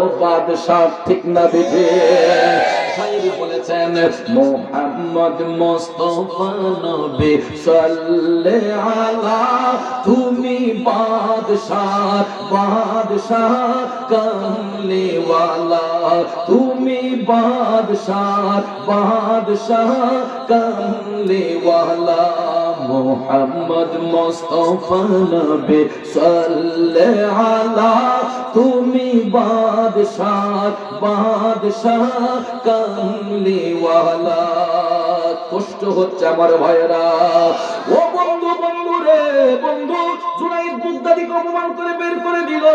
এখন জুনাইদ বুগদাদি অপমান লইয়া তিনি নিজের ঘরে গেলেন। আপন ঘরে যাইয়া জুনাইদ কাঁদতে লাগলেন। কাঁদতে কাঁদতে কাঁদতে রাত নিশে হইয়া গেল। হঠাৎ করে জুনাইদ বুগদাদির চোখের মধ্যে ঘুম চলে আসছে। বন্ধু রে বন্ধু, জুনাইদ বুগদাদি যখন ঘুমের ঘরে গেলেন, নিশে রাইতে জুনাইদ বুগদাদি স্বপ্নে দেখে রে আমার মদিনার কামলিওয়ালা নবীজি জুনাইদ বুগদাদির ঘরের মধ্যে হাজির হইয়া গেছে। আল্লাহু আকবার, ইয়া রাসূলুল্লাহ। নবীর দিদার যাদের নসিব হয়েছে, নিশ্চিত জান্নাতি তারা হয়েছে। ঠিক কিনা বলে? নবীর দিদার যাদের নসিব হয়েছে, নিশ্চিত জান্নাতি তারা হয়েছে। পরকালে তাদের কোনো ভয় নাই, ইচ্ছে জাগে চুমু খেতে সোনালি রওজায়। ইচ্ছে জাগে আমাদের যেতে মদিনায়, ইচ্ছে জাগে চুমু খেতে নুরানি রওজায়। বলুন, ইচ্ছে জাগে চুমু খেতে নুরানি রওজায়। ও বন্ধু, দুনিয়ার বাদশা অপমান করলে কি হবে? জুনাইদ তো এমন বাদশার কাছে কোন সম্মানিত হয়ে যাচ্ছে। দেখেন, ঘুমের ঘরে স্বপ্নে দেখে রে আমার মদিনার কামলিওয়ালা নবী জুনাইদ বুগদাদির ঘরের মধ্যে আইসা হাজির হইয়া দয়াল নবী ডাক দিয়া বলতেছে, জুনাইদ, ও জুনাইদ, তুমি আমার আওলাদরে সম্মানিত করেছো। ও জুনাইদ, তুমি আমার বংশের আওলাদরে সম্মান দিয়েছো। আমি রাসূল স্বয়ং হাজির হয়ে গেলাম তুমি জুনাইদকে ইজ্জত দেওয়ার জন্য। আরো জোরে করলা সুবহানাল্লাহ। আওলাদে রাসূলকে ভালোবাসলে লাভ না লস? দেখেন নবীর দেখা কেমনে পাইলেন। আল্লাহর নবী কই, জুনাইদ, আমার আওলাদকে তুমি ভালোবেসেছো, আমার আওলাদকে তুমি সম্মান দিয়েছো। আমি রাসূল হাজির হয়েছি তোমাকে ইজ্জত করার জন্য। হে জুনাইদ, বলো তুমি কি চাও? আমি রাসূল কি দিয়ে তোমাকে খুশি করতে পারি? জুনাইদ বুগদাদি টপ টপ করে চোখের পানি চাইরা কান্দে। ডাক দিয়া কই, নবী গো, ইয়া রাসূলুল্লাহ, আমি ওই দিনটার অপেক্ষায় ছিলাম নবী গো। আমি এই জন্য আওলাদে রাসূলকে তাজিম করতাম, ভালোবাসতাম, আপনি নবীর দিদার পাবার জন্য। ওরে দিদারে মুস্তাফা কবে হবে যে, অপেক্ষায় রত আছে এই দুটি নয়ন যে, শয়নে স্বপনে স্মরণে মুস্তাফা, শয়নে স্বপনে স্মরণে মুস্তাফা। আমায় সর্বদা বিভোর করে দে, মদিনায় কবে যাব আমি যে, মদিনায় কবে যাব আমি যে। আশায় আছি গোলাপ মদিনায় যাবার যে, মদিনায় কবে যাব আমি যে। ভিখারি অসহায় পাপী ও লাচার, পিপাসিত আমি পেতে দিদার, মেহেরবানি করে রাখিয়ে নজরে। ইয়া রাসূলুল্লাহ, মেহেরবানি করে রাখিয়ে নজরে।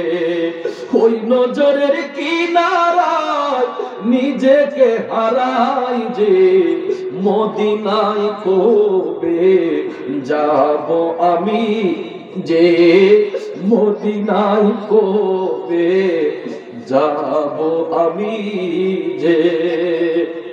আমার বাবাজিরা বন্ধুরা, জুনাইদ বাগদাদি কই নবী গো, আমি ওই দিনকার অপেক্ষায় ছিলাম, এই জন্য আওলাদ রাসূলকে ভালোবাসতাম আপনি নবীর দিদার পাওয়ার জন্য। আজকে আমি জুনাইদ বন্ধ, আপনি নবীর দেখা পেয়েছি, এর চাইতে বেশি আমার আর চাওয়ার নাই। আল্লাহ নবী ডাক দিয়া কয় না রে জুনাইদ না, কিছু একটা চারে জুনাইদ, কিছু একটা ছাড়। এ ছোট বহুলার নবীর প্রেমিকারা, আপনারা বলেন তো ওই মুহূর্তে যদি জুনাইদ বাগদাদি আমার নবীরে বলতেন নবী গো, বাগদাদের জমিনে আমার 50 লক্ষ টাকা দরকার, আমার নবী দিতে পারতেন নি? একটু দুরূদ শরীফ পড়েন, ফুল ঢুকে গেছে। আল্লাহুম্মা সাল্লি আলা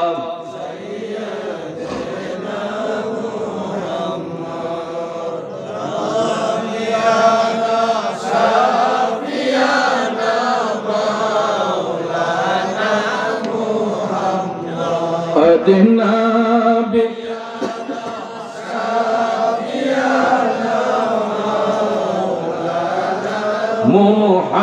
Muhammad Allah Sayyidina Muhammad Nabiyana Maulana Muhammad এমন নবীর উম্মত আমরা, যেই নবীর নাই তুলনা। আইয়ে যাহার উপর দুরূদ বেজেন দয়াল প্রভু রব্বানা, আল্লাহুম্মা সাল্লি মাশাআল্লাহ মুহাম্মাদ নবী শাফিয়ানা মাওলানা। আমার বাবা যারা বলতেছিলাম কি, আল্লাহ নবী ডাক দিয়ে কয় জুনাইদ কিছু একটা চাও রে জুনাইদ, কিছু একটা চাও। জুনাইদ বাগদাদি ডাক দিয়ে বলে নবী গো, ইয়া রাসূলুল্লাহ, চাইতেই যদি হয় আমি গোলামরে একটা অনুমতি দেন, আমি আপনার নুরানি কদম মুবারক একটা চুম্বন দিতে চাই। নবীর গোলামরা টাকার জন্য পাগল না, নবীর গোলামরা সম্পদের পাগল না, নবীর গোলামরা ধন দৌলতের কাঙ্গালি না, নবীর গোলামরা আমার নবীর দিদারের পাগল। ঠিক আছে ও বন্ধু, টাকা পয়সা দিয়া কি হবে রে, ধন দৌলত দিয়া কি হবে, যদি কোন কারণে একটা বার আমার নবীর দেখা মিলে রে, জাহান্নামের আগুনটা হারাম হইয়া যাইব। তাইলে বলুন ওই নবী দেখার আগ্রহ আছে না নাই? ওই নবী দেখার আগ্রহ হলে আমার আপনার ঈমানটাকে মজবুত করার প্রয়োজন আছে না নাই? আমি ওদম গুনাহগার লিখেছিলাম, নবী আমার জাহানের জান, নবী আমার প্রাণ, নবীর কাছে পাবো মোরা খোদাই সন্ধান, যদি ঠিক রাখো ঈমান পাবে জান্নাতের বাগান, যদি ঠিক রাখো ঈমান পাবে জান্নাতের বাগান। আমার জীবন করব দান গেয়ে নবীর গুণগান, আমার জীবন করব দান গেয়ে নবীর গুণগান। নবী ছাড়া ত্রিভুবনে নাই কোনো সম্মান, আমার জীবন করব দান গেয়ে নবীর গুণগান। ঠিক কিনা বলেন? ও যুবক বন্ধুরা, ও মুরব্বী বাবাজিরা গো, আমার সম্মানিত মা বোনরা যারা শুনছেন, জুনাইদ বাগদাদি ডাক দিয়া কই নবী গো, চাইতেই যদি হয় আমি গোলামরে একটা অনুমতি দেন, আমি আপনার নুরানি কদম মুবারকে একটা চুম্বন চুম্বন দিতে চাই। আমার নবী ডাক দিয়া কই জুনাইর, ও জুনাইর রে, তোমাকে অনুমতি প্রদান করা হইল। অনুমতি পাবার পরে জুনাইর বুগদাদি আমার জিন্দা নবীর কদম মুবারকে চুম্বন দেওয়ার সাথে সাথে তিনি ঘুম মুবারক থেকে জাগ্রত হইয়া গেলেন। বন্ধু, প্রশ্ন হলো জুনাইদ বুগদাদি যে আমার নবীর দেখা পাইলেন, প্রমাণটা কি? প্রমাণটা হলো জুনাইদ বুগদাদি স্বপ্ন থেকে জাগ্রত হওয়ার পরে তার চেহারার পরিবর্তন হইয়া গেছে। কারণ বাবাজিরা আমার, একটা দিন আগেও জুনাইদের চেহারাটা মলিন ছিল, কিন্তু দেখা যায় একদিনের ব্যবধানে আমার নবীর কদম মুবারকে স্পর্শ করে চুম্বন দেওয়ার কারণে জুনাইদ বুগদাদির পুরাটা চেহারার মধ্যে একটা নূরান্বিত ভাব চলে আসছে, গ্লেজ চলে আসছে। বাগদাদের গলিতে গলিতে জুনাইদ হাঁটতেছেন, কেউ জুনাইদকে চিনতে পারে না। সবাই কয় কেউ এটা কি জুনাইদ না আর কেউ? অত গতকালকে দেখলাম তার চেহারা মলিন, একদিনের ব্যবধানে তার চেহারার মধ্যে তো পরিবর্তন হয়ে গেল, বিষয়টা কি? বাগদাদবাসীরা ডাক দিয়া কয়, ও জুনাইদ, একটা দিন আগেও দেখলাম তোমার চেহারাটা মলিন, একদিনের ব্যবধানে তোমার চেহারার মধ্যে তো পরিবর্তন কিভাবে হলো রে জুনাইদ? তখন জুনাইদ বুগদাদি ডাক দিয়া কয়, ও বাগদাদবাসীরা, তোমরা তো গতকালকে দেখেছিলা যে আমি একটা চিকন লোকের কাছে কুস্তিতে হেরেছি। আমি জুনাইদ আমার জীবনে কোনো কুস্তির মধ্যে হারি নাই, কিন্তু গতকালকে তোমরা দেখেছো যে একটা চিকন লোকের কাছে আমি কুস্তির মধ্যে হেরেছি। ও বাগদাদবাসীরা, একটাবার তো খবর জানতে চাইলে না যে এই চিকন লোকটার পরিচয় কি? তোমরা তো একবার জিজ্ঞাসা করলে না চিকন লোকটার পরিচয় কি?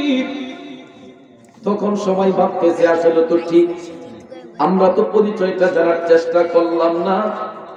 এমন সময় জুনাইদ বুগদাদি ডাক দিয়া কয়, বাবাজিরা, ও বাগদাদবাসীরা শোনো, গতকালকে আমি যে চিকন লোকটার কাছে কুস্তির ময়দানে হার মেনেছি, উনি কোন সাধারণ মানুষ না, উনি নবীর বংশের আওলাদ, আওলাদে রাসূল। নবীর বংশের আওলাদের জন্য ভিক্ষা করা হারাম, সদকা খাওয়া হারাম, ফিতরা খাওয়া হারাম। এই জন্য তিনি 3 দিনের ক্ষুধার্ত শরীরে এনার্জি নাই, কাজকর্ম করতে পারে নাই।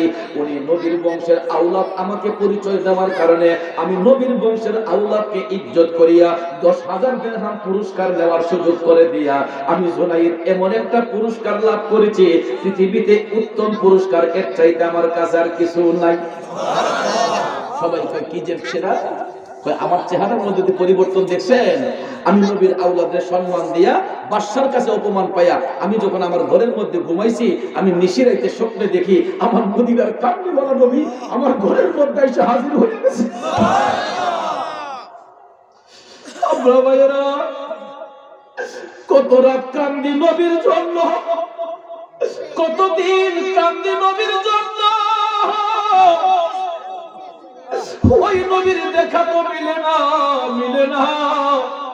ও বন্ধুরা আমার, বাবাজিরা, দেখা পাই না বলে আমি অদম গুনাহগার একটা নবীর শান লিখছিলাম, বলমুনিরে বাজান। যদি একেবার দেখিতে পেতাম সোনার মদিনা, যদি একেবার দেখিতে পেতাম সোনার মদিনা, জীবন আমার ধন্য হতো, জীবন আমার ধন্য হতো দেখে নবীর রওজা। যদি একেবার দেখতে পেতাম সোনার মদিনা, বলুন যদি একেবার দেখতে পেতাম সোনার মদিনা। আবু বকর, ওমর, উসমান, আলী তারা নবীর পথে গিয়েছেন চলি, ঠিক না বেঠিক?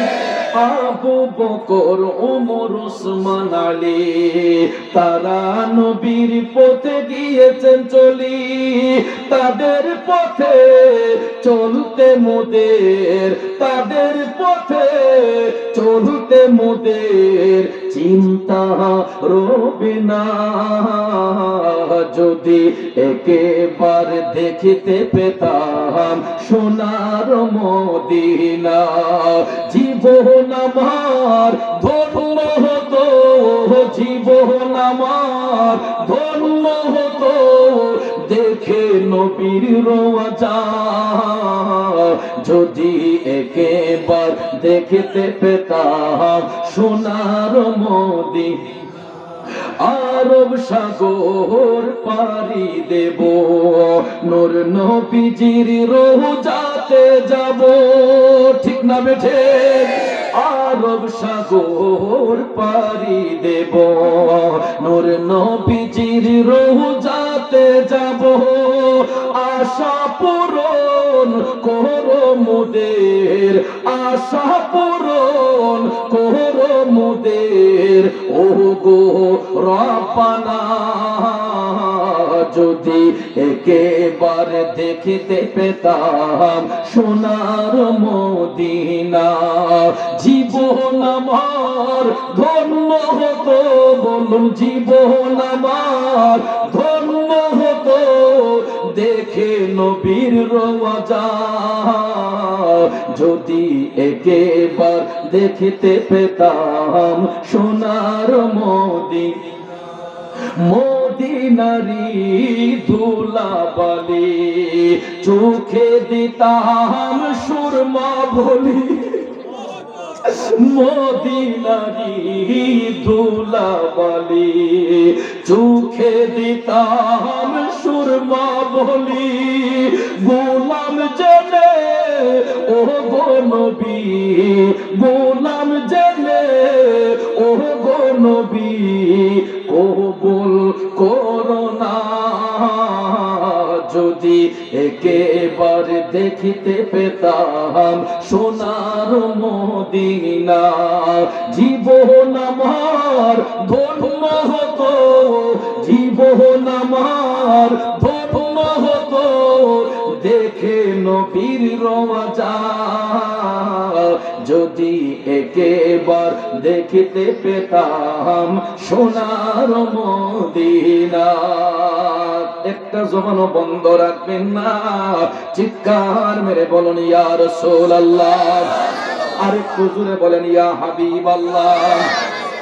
নবীর শান শুনলে খারাপ লাগে এটা অক্টোবরে লিখেছি গত অক্টোবরে এই নাচ শরীফটা কমপ্লিট করেছি আশা করি আপনাদের কাছে ভালো লাগছে ঠিক না এটা খুব ব্যাপক সাড়া জাগিয়েছে ইউটিউবের মধ্যে এই বছর ঈদে মিলাদুন নবীর প্রেমে আরেকটা গজল লিখেছি আর এটা লিখছি আর অনেক গজল তো আমার লেখা গজল অনেক উলামায়ে কেরামগণ অনেক নবীর প্রেমিকরা অনেক মাহফিলে গায় ভাইয়ের আমার বন্ধুরা আমার লেখাটা তখনই সার্থক মনে করি যখন দেখি নবী প্রেমিকরা মুখে মুখে আমি ওদের লেখা শানগুলা যখন বলে তুমি মেহেরবান গো নবী তুমি মেহেরবান তখন নিজেকে অনেক গর্বিত মনে হয় এই উসিলায় যদি আল্লাহ পাক আমি ওদের গুনাহগারদের maaf করে দেয় বাবাজিরা আমার বন্ধুরা আমার আমরা সবাই নবীর গোলামি চাই কি চাই না দেখেন বন্ধু দেখেন জুনাইদ বুগদাদি নবীর আওলাদরে ভালোবাসার কারণে আমার মদিনার কামলিওয়ালা নবী জুনাইদ বুগদাদিরে দেখা দিলেন এই কথা যখন বাগদাদবাসীরা শুনতে পারলো বাদশার ভালোবাসা চাইরা সবাই এখন জুনাইদ বুগদাদিরে ভালোবাসতে শুরু করছে সুবহানাল্লাহ এখন দেখা যায় বাগদাদের বাদশার যে জনপ্রিয়তা ছিল এটা একদম তুচ্ছ হয়ে গেছে জুনাইদ বুগদাদির মকাম বেড়ে গেছে সুবহানাল্লাহ এখন দেখা যায় সমস্ত এলাকার মানুষ জুনাইদ বুগদাদির প্রেমে দেওয়ানা কারণ জুনাইদ বুগদাদি আল্লাহর হাবিবের দেখা পাওয়ার পরে তিনি যখন মুরাকাবায় বসতেন মুরাকাবার মধ্যে বসলেই বাগদাদ এবং মদিনা শরীফের মধ্যে যতটা দেয়াল ছিল প্রত্যেকটা দেয়াল উন্মুক্ত হয়ে যেত বাগদাদের জমিনে বসে জুনাইদ বুগদাদি আমার নবীর দিদার নসিব করতেন সুবহানাল্লাহ আমার বাবাজিরা বন্ধুরা জুনাইদ বুগদাদি প্রতিদিন আপন ঘরের মধ্যে বসে মুরাকাবার মাধ্যমে আমার নবীর দিদার নসিব করতেন এর ভিতরে আরেকটি কাহিনী হইছে দেখেন কমন একটু কষ্ট হইতেছে এতক্ষণে গিয়া মাহফিলটা একটু সুন্দর হয়েছে না? কারণ শ্রোতার আকর্ষণে বক্তার বক্তব্য, কথা বলতে পারি, শ্রোতা যদি অ্যাটেনটিভ হয় তাহলে বক্তার বক্তব্য শ্রুতি মাধুর্য হয়। আলহামদুলিল্লাহ আমাদের মাইক অত্যন্ত ভালো, হবিগঞ্জের মধ্যে মাইক এগুলোই, খাজা মাইক, সুর মারওয়ালা কা, ঠিক না? ঠিক, আলহামদুলিল্লাহ মাইক খুব সেরা মাইক। এখন শ্রোতাগুলো দেখা যায় মজবুত, বসতে রাজি না যাইতে রাজি, কেনা কেনা ঘুমাইতে রাজি, আর তুলেন তো। আচ্ছা আমাদের এবারে বলতে পারেন তাই বলে ঘুমাই তার তুলছে, বুঝছেন না? আচ্ছা যাক আলহামদুলিল্লাহ, বাবার এই কারণে খাওয়া নাই, কম বলো না, ঘুমাইলাম না, জায়গায় দিতাম না। যাক আলহামদুলিল্লাহ, সবাই কি বসতে রাজি না ঘুমাইতে রাজি? আলহামদুলিল্লাহ, আল্লাহ পাক সকলকে বোঝার তৌফিক দান করুন, সকলে বলেন আমিন। বাজান বলতেছিলাম কি, জুনাইদ বুগদাদি উনি দেখেন প্রতিদিন মুরাকাবা করতেন, মুরাকাবার মাধ্যমে আল্লাহর নবীর দিদার নসিব করতেন। এখানে একটা মাসালো প্রমাণিত হয়ে যাবে। আজকাল আমাদের দেশের মধ্যে কিছু মোল্লা মুন্সি আছে, এরা বলে যে জিয়াফত করা যাবে না, তাবারুক করা যাবে না, কই কি কয় না, মৃত ব্যক্তি মারা যাবার পরে কোনো খাওয়ান করা যাবে না, এরকম কথা বলে। এগুলো অজ্ঞদের কথা, মূর্খদের কথা, এগুলো ভদ্র সমাজের কথা নয়, শালীর কথা নয়, এগুলো বেয়াদবিমূলক কথা। কারণ বাবাজিরা আমার, মৃত ব্যক্তি মারা যাবার পরে তাদের আত্মার শান্তির জন্য যদি কোনো কুলকানি করা হয় তাহলে এটা তার ইস্তেগফার হয়ে যায়, কবরবাসীর আত্মার মধ্যে শান্তি হয়ে যায়। কিন্তু কিছু কিছু মূর্খ বিয়াদবরা আপনাদেরকে উল্টা বোঝানোর চেষ্টা করে যে মানুষ ইন্তেকালের পরে কোনো খাওয়ান করা যাবে না, কোনো জিয়াফত করা যাবে না। আসলে হের নসিবও কোনো খাওয়ানই নাই, তার নসিবও খাওয়ান নাই, এই জন্য সে খাওয়ানের বিরুদ্ধে কথা কয়। কথা কোন ঠিক না ঠিক? আচ্ছা বলেন তো, জিয়াফতের মধ্যে বা কোনো খাওয়ানের মধ্যে যখন একটা পশু জবাই করা হয়, এটা কি কোনো ব্যক্তির নামে জবাই করা হয়? আপনার আব্বা মারা গেলেন, আপনার দাদা মারা গেলেন, পশুর গলার মধ্যে ছুরি লাগাইলেন, কেউ কি বলে যে আম্মা আম্মা? হ্যাঁ, আপনার বাবা মারা গেলেন, দাদা মারা গেলেন, আত্মীয় স্বজন মারা গেলেন, কোন ব্যক্তির নামে পশু জবাই হয় না বাজান। পশুটা জবাই হয় কার নামে? ইন্না সলাতি ওয়া নুসুকি ওয়া মাহইয়ায়া ওয়া মামাতি লিল্লাহি রাব্বিল আলামিন। তারপরে আমরা বলি বিসমিল্লাহি আল্লাহু আকবার। কথা কোন ঠিক না বেঠে? আল্লাহর নামে পশু জবাই করতে গুস্তের খাওয়া আমাদের জন্য হালাল না হারাম? হালাল না হারাম? তাহলে হোক সেটা জিয়াফত, হোক সেটা কোনো অনুষ্ঠানের খাবার, আল্লাহর নামে পশু জবাই হলে খাবার খাইতে অসুবিধা কি? আর খাবারের নসিব কয়জনের আছে? সবাই কি খাওয়াইতে পারে? খাবারের নসিব লাগে। আপনার ঘরে গরম ভাত রাঁধছেন, তরকারি রাঁধছেন, নসিবে যদি না থাকে আপনি কাউকে খাওয়াইতে পারবেন না। রিজিকের মালিক কে? আল্লাহ। হায়াতের মালিক, মৌতের মালিক আমার বাবাজি জুনাইদ বুগদাদি, উনি মুরাকাবা করছেন, আল্লাহর হাবিবের দিদার নসিব করলেন।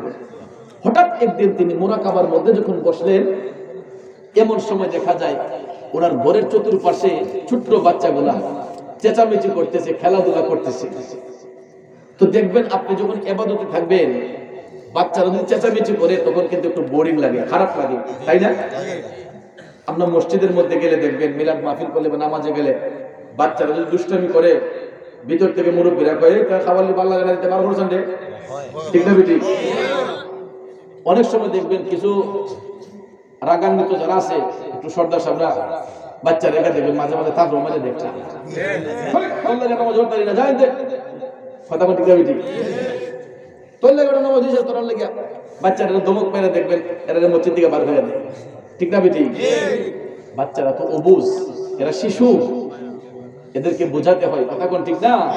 তো দমক খাইয়া কিন্তু বাচ্চারা কিন্তু আবার প্রতিবাদ করে না, আমার মাল্লা গেলে তারপরে খাইয়া কিন্তু এরা যায় না, কথা কোন ঠিক না বেটি? কারণ সে তো অবুঝ। তো জুনাইদ বুগদাদি যখন মুরাকাবা করতেছেন, মুরাকাবা করতে গিয়ে দেখা যায় বাচ্চাগুলা চেঁচামেচি করতেছে, দুষ্টামি করতেছে। ওনার মুরাকাবার ধ্যান নষ্ট হয়ে গেছে। হঠাৎ করে তিনি দরজা খুলে বের হইয়া বাচ্চাদেরকে দমক মারলেন।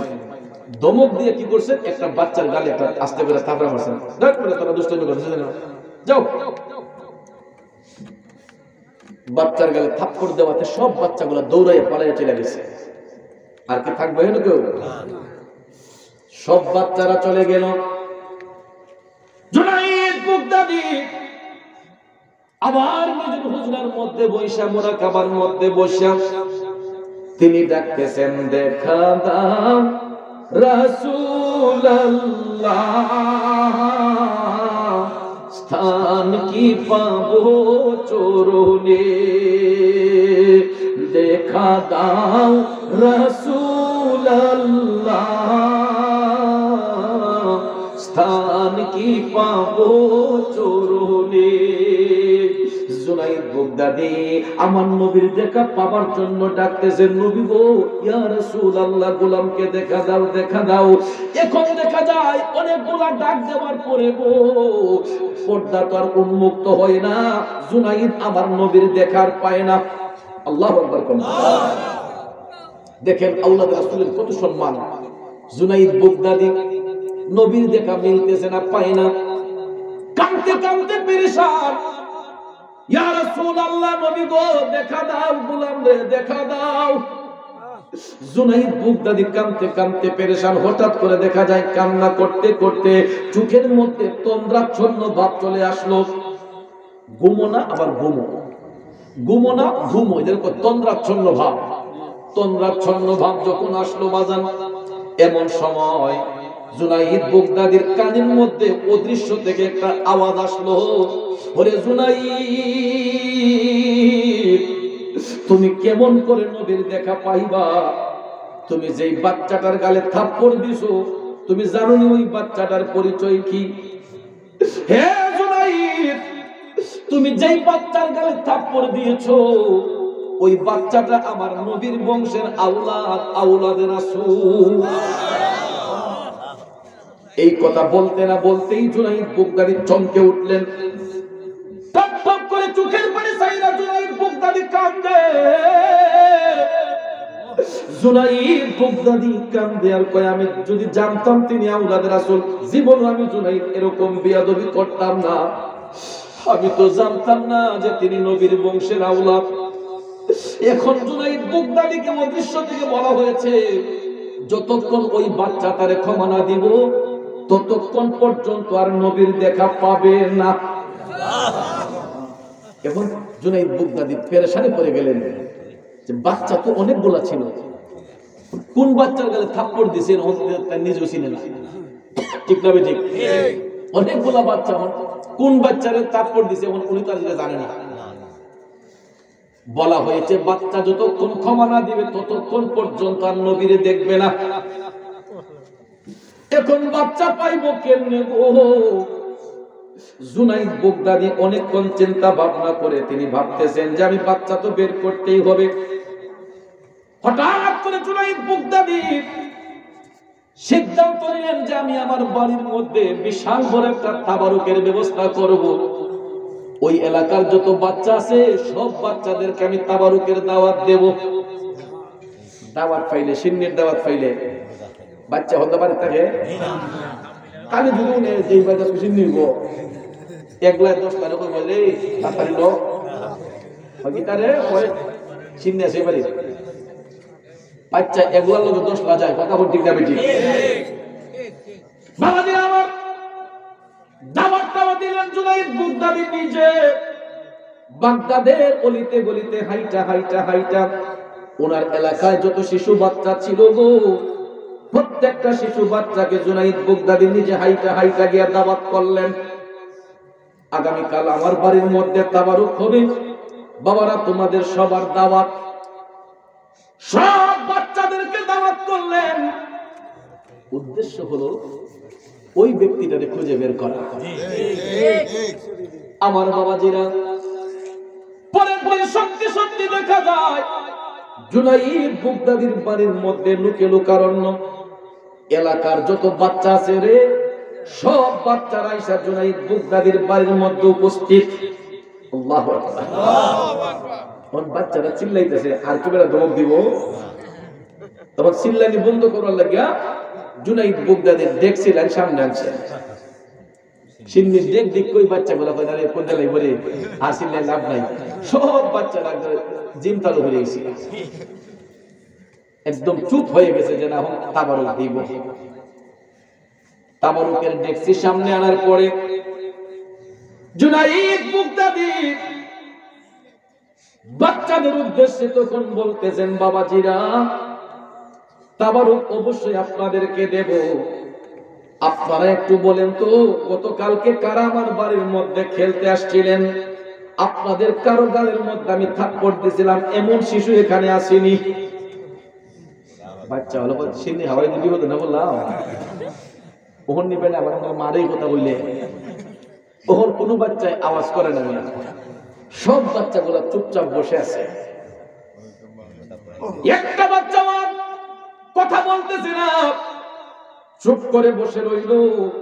জুনাইদ বুগদাদি বলতেছেন, ভয়ের কোনো কারণ নাই বাবাজিরা, আপনাদের মধ্যে এমন কোন শিশু বাচ্চা এখানে আসেনি কার গালে আমি জুনাইদ কালকে থাপ্পড় দিয়েছিলাম? কোন বাচ্চা যখন কথা বলে না গো, হঠাৎ করে দেখা যায় মাজলিসের মধ্যখান থেকে নবীর বংশের আওলাদ রাসূল বলতেছেন, হুজুর হুজুর, আপনি তো গতকালকে আমার গালের মধ্যে একটা থাপ্পড় দিয়েছিলেন।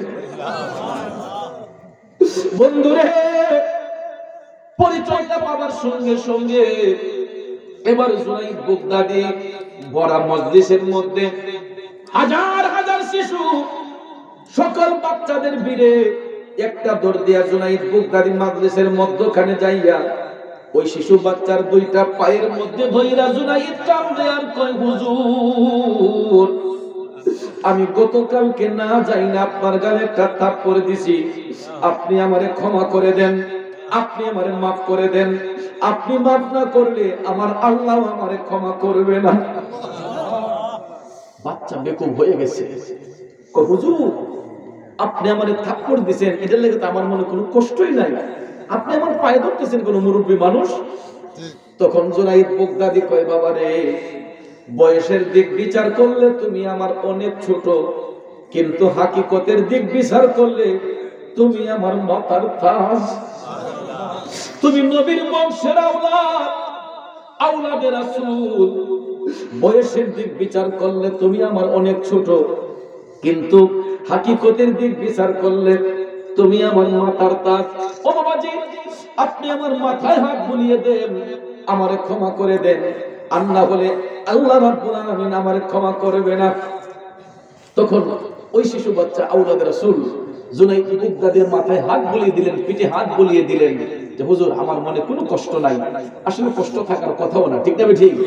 বাচ্চা যখন ক্ষমা করে দিলেন, জুনাইদ বুগদাদির মাথায় হাত বুলিয়ে দিলেন, তখন জুনাইদ বুগদাদি আরামসে সকল বাচ্চাদেরকে তাবারুক খাওয়ালেন। সব বাচ্চাদেরকে তাবারুক খাওয়ানোর পরে মুরাকাবার মধ্যে বৈশা জুনাইদ ডাকে, দেখা দাও রাসূলুল্লাহ, স্থান কি পাবো চরণে। ও বন্ধু, জুনাইদ বুগদাদি যখন ডাকে, নবী গো, দেখা দাও ইয়া রাসূলুল্লাহ, দেখা দাও। এখন বাচ্চা যখন ক্ষমা দিল, দেখা যায় ঠাস ঠাস করে আবার দেওয়ালগুলা উন্মুক্ত হয়ে গেল। আবার পুনরায় জুনাইদ বাগদাদের জমিনে বৈশা আমার নবীর দিদার কাম নসিব করতেছে। তাইলে নবীর বংশের আওলাদের দাম আছে না নাই? আছে না নাই? বাবাজিরা আমার, ওই নবী দেখার জন্য নবীর আওলাদকে ভালোবাসা জুনাইদ বুগদাদি আল্লাহর ওলি হয়েছেন। কথা বলেন ঠিক না ঠিক? কিন্তু ওই আবু জেহেল, আবু লাহাব আমার নবীরে জাহিরি ভাবে দেখার পরেও তারা নবী চিনল না। এদের মতো বেঈমান, এদের মতো মুনাফিক পৃথিবীতে আর কেউ নাই। কথা কোন ঠিক না ঠিক? যেই কারণে দেখেন, আজকে দেখেন যারা নবীর গোলামি করছে, কেউ শুনেছেন জান্নাতুল মুআল্লায়, কেউ শুনেছেন জান্নাতুল বাকিয়ায়, ঠিক কিনা? কেউ উহুদে, কেউ বদরে। কথা বলেন ঠিক না ঠিক? কিন্তু আবু জেহেল মিয়া যে আমার নবীর লগে ইন্টারন্যাশনাল মুনাফিকি করছে, করা থেকে পরিমাণটা ভালো হয়েছে না খারাপ হয়েছে? কেমন খারাপ জানেননি? যারা মক্কা শরীফ গেছেন তারা গিয়ে দেখেন,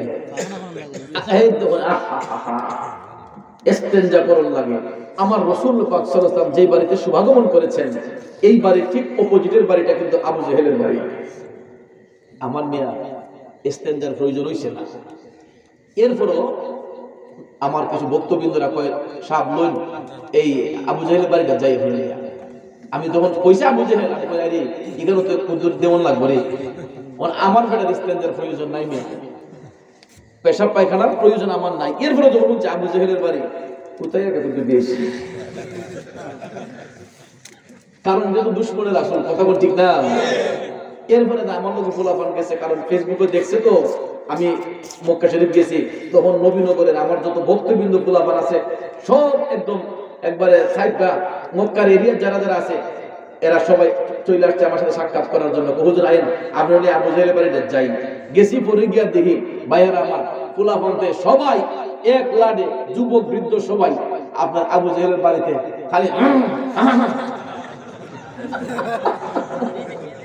সবাই খালি হুমু আর হা কারণ না কিটা যে বেটার দরকার নাই এই বেটারে পুতাইয়া পুতুল দিয়া হয় কারণ আবু জাহেল ছিল বেয়াদবের রাসূল কথা বলেন ঠিক না বেঠে ভাইয়ার আমার বন্ধুরা আমার এই জন্য কবি বলেছেন বেয়াদবের রাসূল যারা নবীর দেখা পাবে না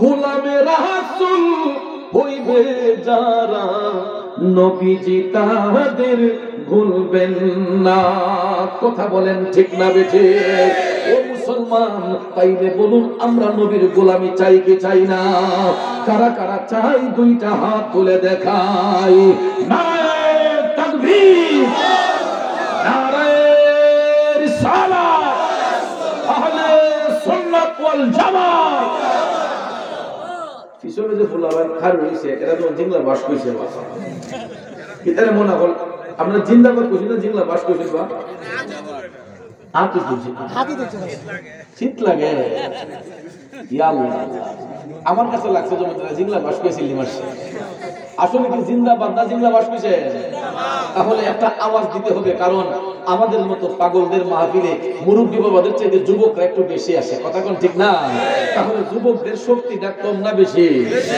নিকালে মোহন শুধু বলার মাঝে দজবং রোগী আসেনি নাকি সবাই সবল এখন দেখলে ইনশাআল্লাহ আওয়াজে বোঝা যাইব চাউলের দাম বাড়ছে না কমছে নাকি নির্বাচনের স্লোগানে সব গলা টলা ভাঙ্গা বইয়া রইছেন এখন দেখলে নবীর প্রেমের স্লোগানটা কেমন হয় নারে তাকবীর আল্লাহু আকবার নারে রিসালাত আহলে সুন্নাত ওয়াল জামাত জিন্দাবাদ জিন্দাবাদ সুন্নি মহাসম্মেলন জিন্দাবাদ জিন্দাবাদ সুন্নি মহাসম্মেলন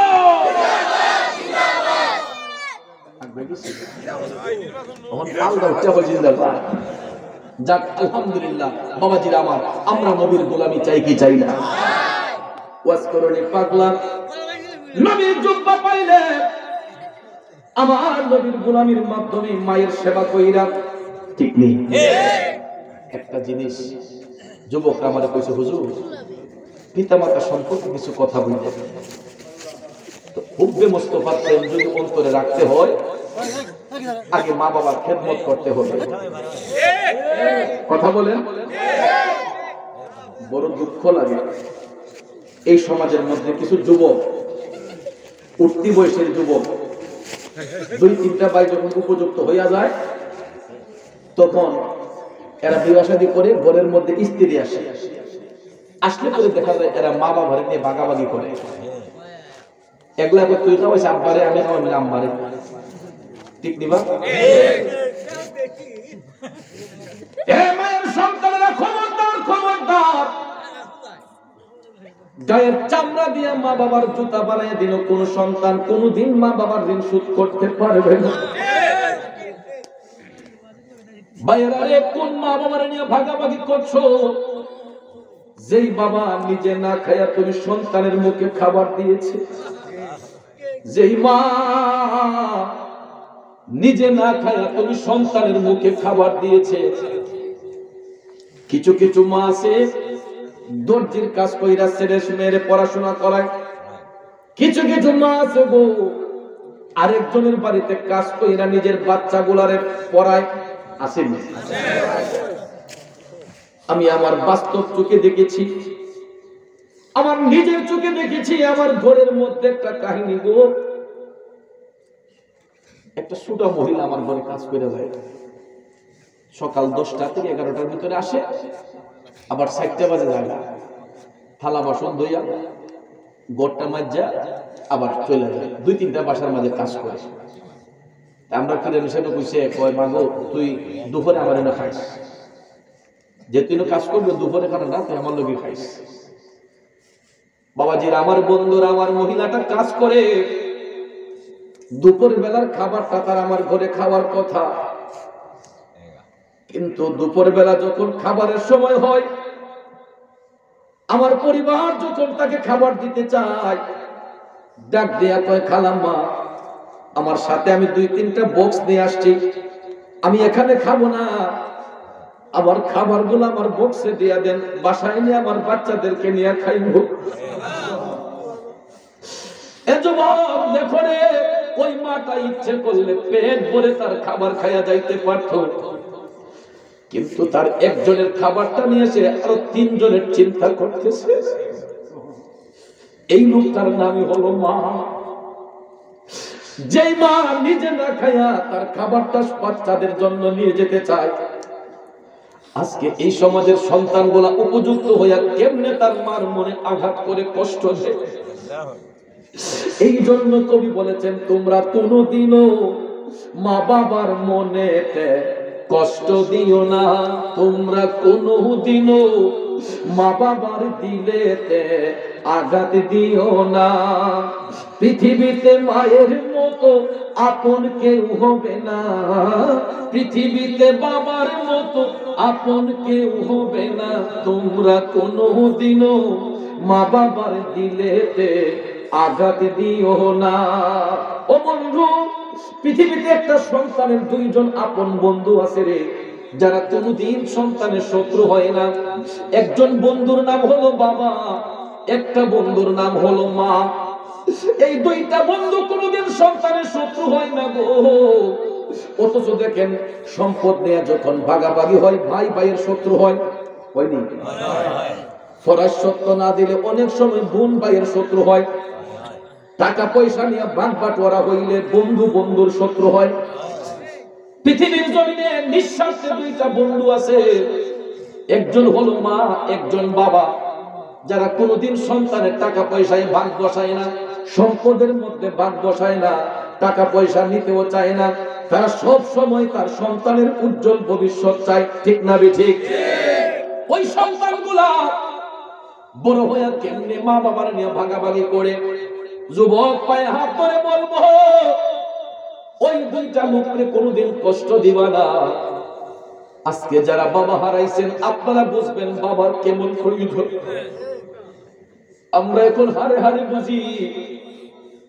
আজকে প্রায় 23 বছরের উপরে আমার জবান দিয়া বাবা ডাক বন্ধ। আপনাদের দুয়ার বরকতে আমার টাকা পয়সার অভাব নাই, বাড়ি গাড়িরও অভাব নাই, কিন্তু বাজার আমরা 6টা ভাই বোন আজকে 23টা বছর ধরে জবান দিয়া বাবা ডাকতে পারি না। যদি কোটি টাকাও খরচ করিব, ওই বাবারে আর ফিরত পাবো না। খুঁজতে গেলে যাইতে হয় পারিবারিক কবরস্থানে। 1000টা ডাক যদি দেয়, আব্বা আব্বা গো, আপনার সন্তান কবরের পারে দাঁড়াইছে আপনারে নেওয়ার জন্য, 1000 ডাক দিলে আমার বাবা ফিরে আসবনি। এই যুবক এখন বুঝতেছি বাবা হারা কেমন যন্ত্রণা, অন্তরে ছটফট করে। আমি যখনই ঘর থেকে যখনই মাহফিলে আসতেছি, আমার এক বন্ধু আমার ডাক দিয়ে বলতেছে, হুজুর আমার আব্বা দুনিয়াতে নেই।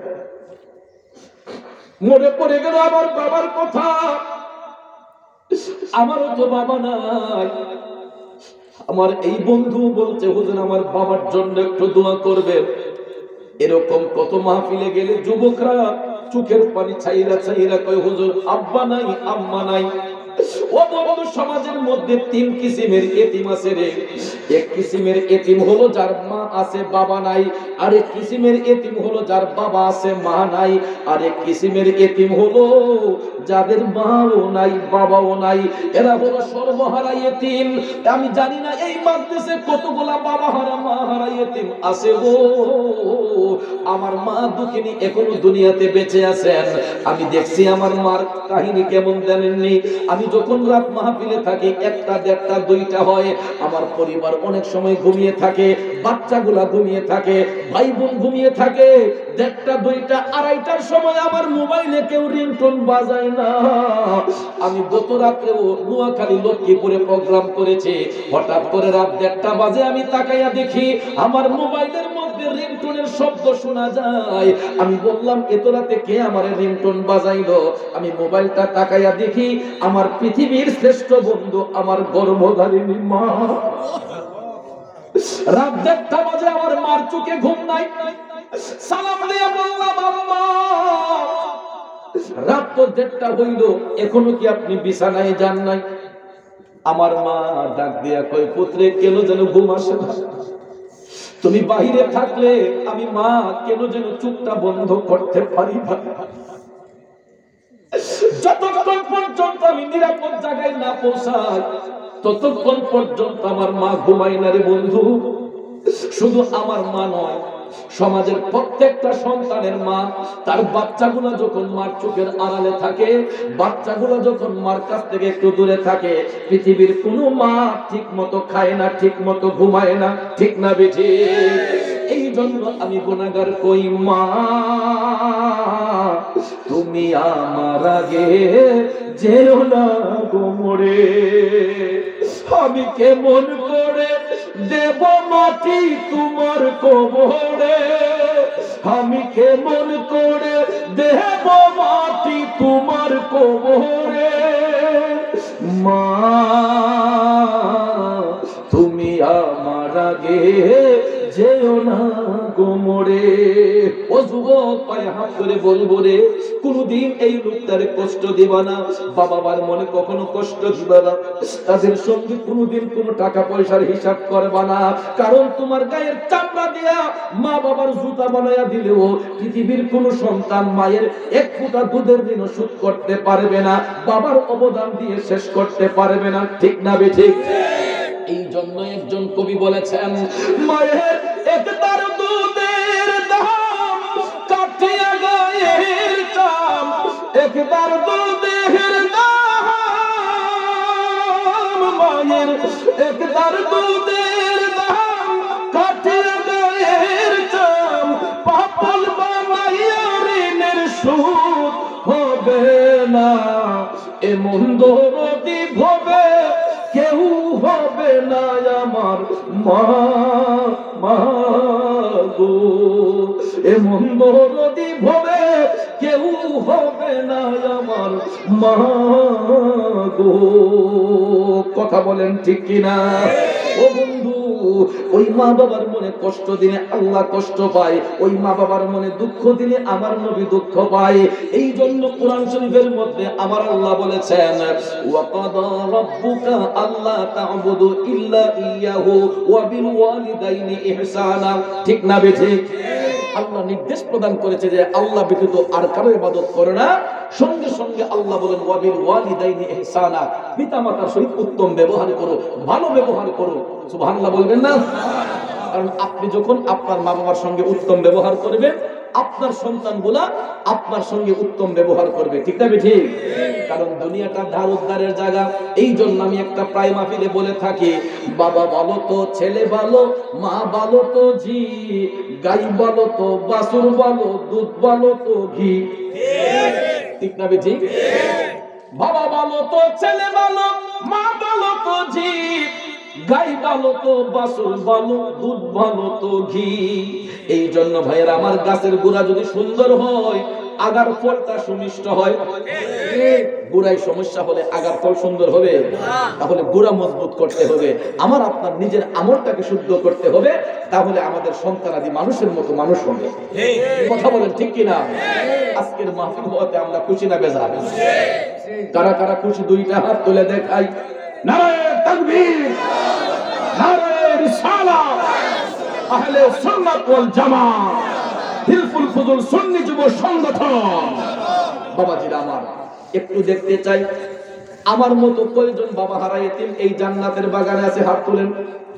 বাবা নাই কার কার? কার কার বাবা নাই? তোমার আব্বা নাই? হাতটা নামান রে। এই ছোট্ট বাচ্চাটা অল্প বয়সে বাবার কুল হারাইলো, দেখেন তার চোখের পানিগুলা এখনই টলটল করতেছে। আমি জানি না কতটা মা হারা এতিম জানি জান্নাতের বাগানে বসছে। ও বাজান একটু দেখি তো আম্মা নাই কার কার? হাতটা তুইলা দেখা। মুখটা ভরে কে মা ডাকতে পারে না রে? ও বাজান হাতটা নামাইয়া দেন। আপনাদের মতো অসহায় এই পৃথিবীতে আর কেউ নাই। হয়তো টাকা আছে, সম্পদ আছে, ঘরের মধ্যে গিয়া মারে ডাইকা মা পাওয়া যায় না, বাবারে ডাইকা বাবা পাওয়া যায় না। আপনাদের মতো অসহায় আর কয়জন আছে? কিন্তু চিন্তার কারণ নাই। আজকে ওই এলাকার কবরবাসীরা ধন্য, ওই মা বাবার সন্তানগুলো আজকে ধন্য, যারা কবরবাসীর আত্মার শান্তির জন্য আজকের এই মাহফিলের আয়োজন করেছে। আজকে আমরা যেমন খুশি, ওই এলাকার কবরবাসী রুহু আমাদের উপর খুশি, ঠিক না বেঠি? এবং প্রতি বছর ওই মাহফিলটা যদি এই ময়দানে জারি থাকে, কবরবাসীর রুহু আমাদের উপর খুশি হবে না নারাজ হবে? তাহলে আমরা কি চিরজীবন দুনিয়াতে থাকবো? কবরে যাবনি? আমি প্রথমেই কিন্তু এসে বলছিলাম, এই পৃথিবী যেমন আছে তেমনি ঠিকই রবে। সুন্দর এই পৃথিবী ছেড়ে একদিন চলে যেতে হবে রে মন, চলে যেতে হবে, ঠিক না বেঠে?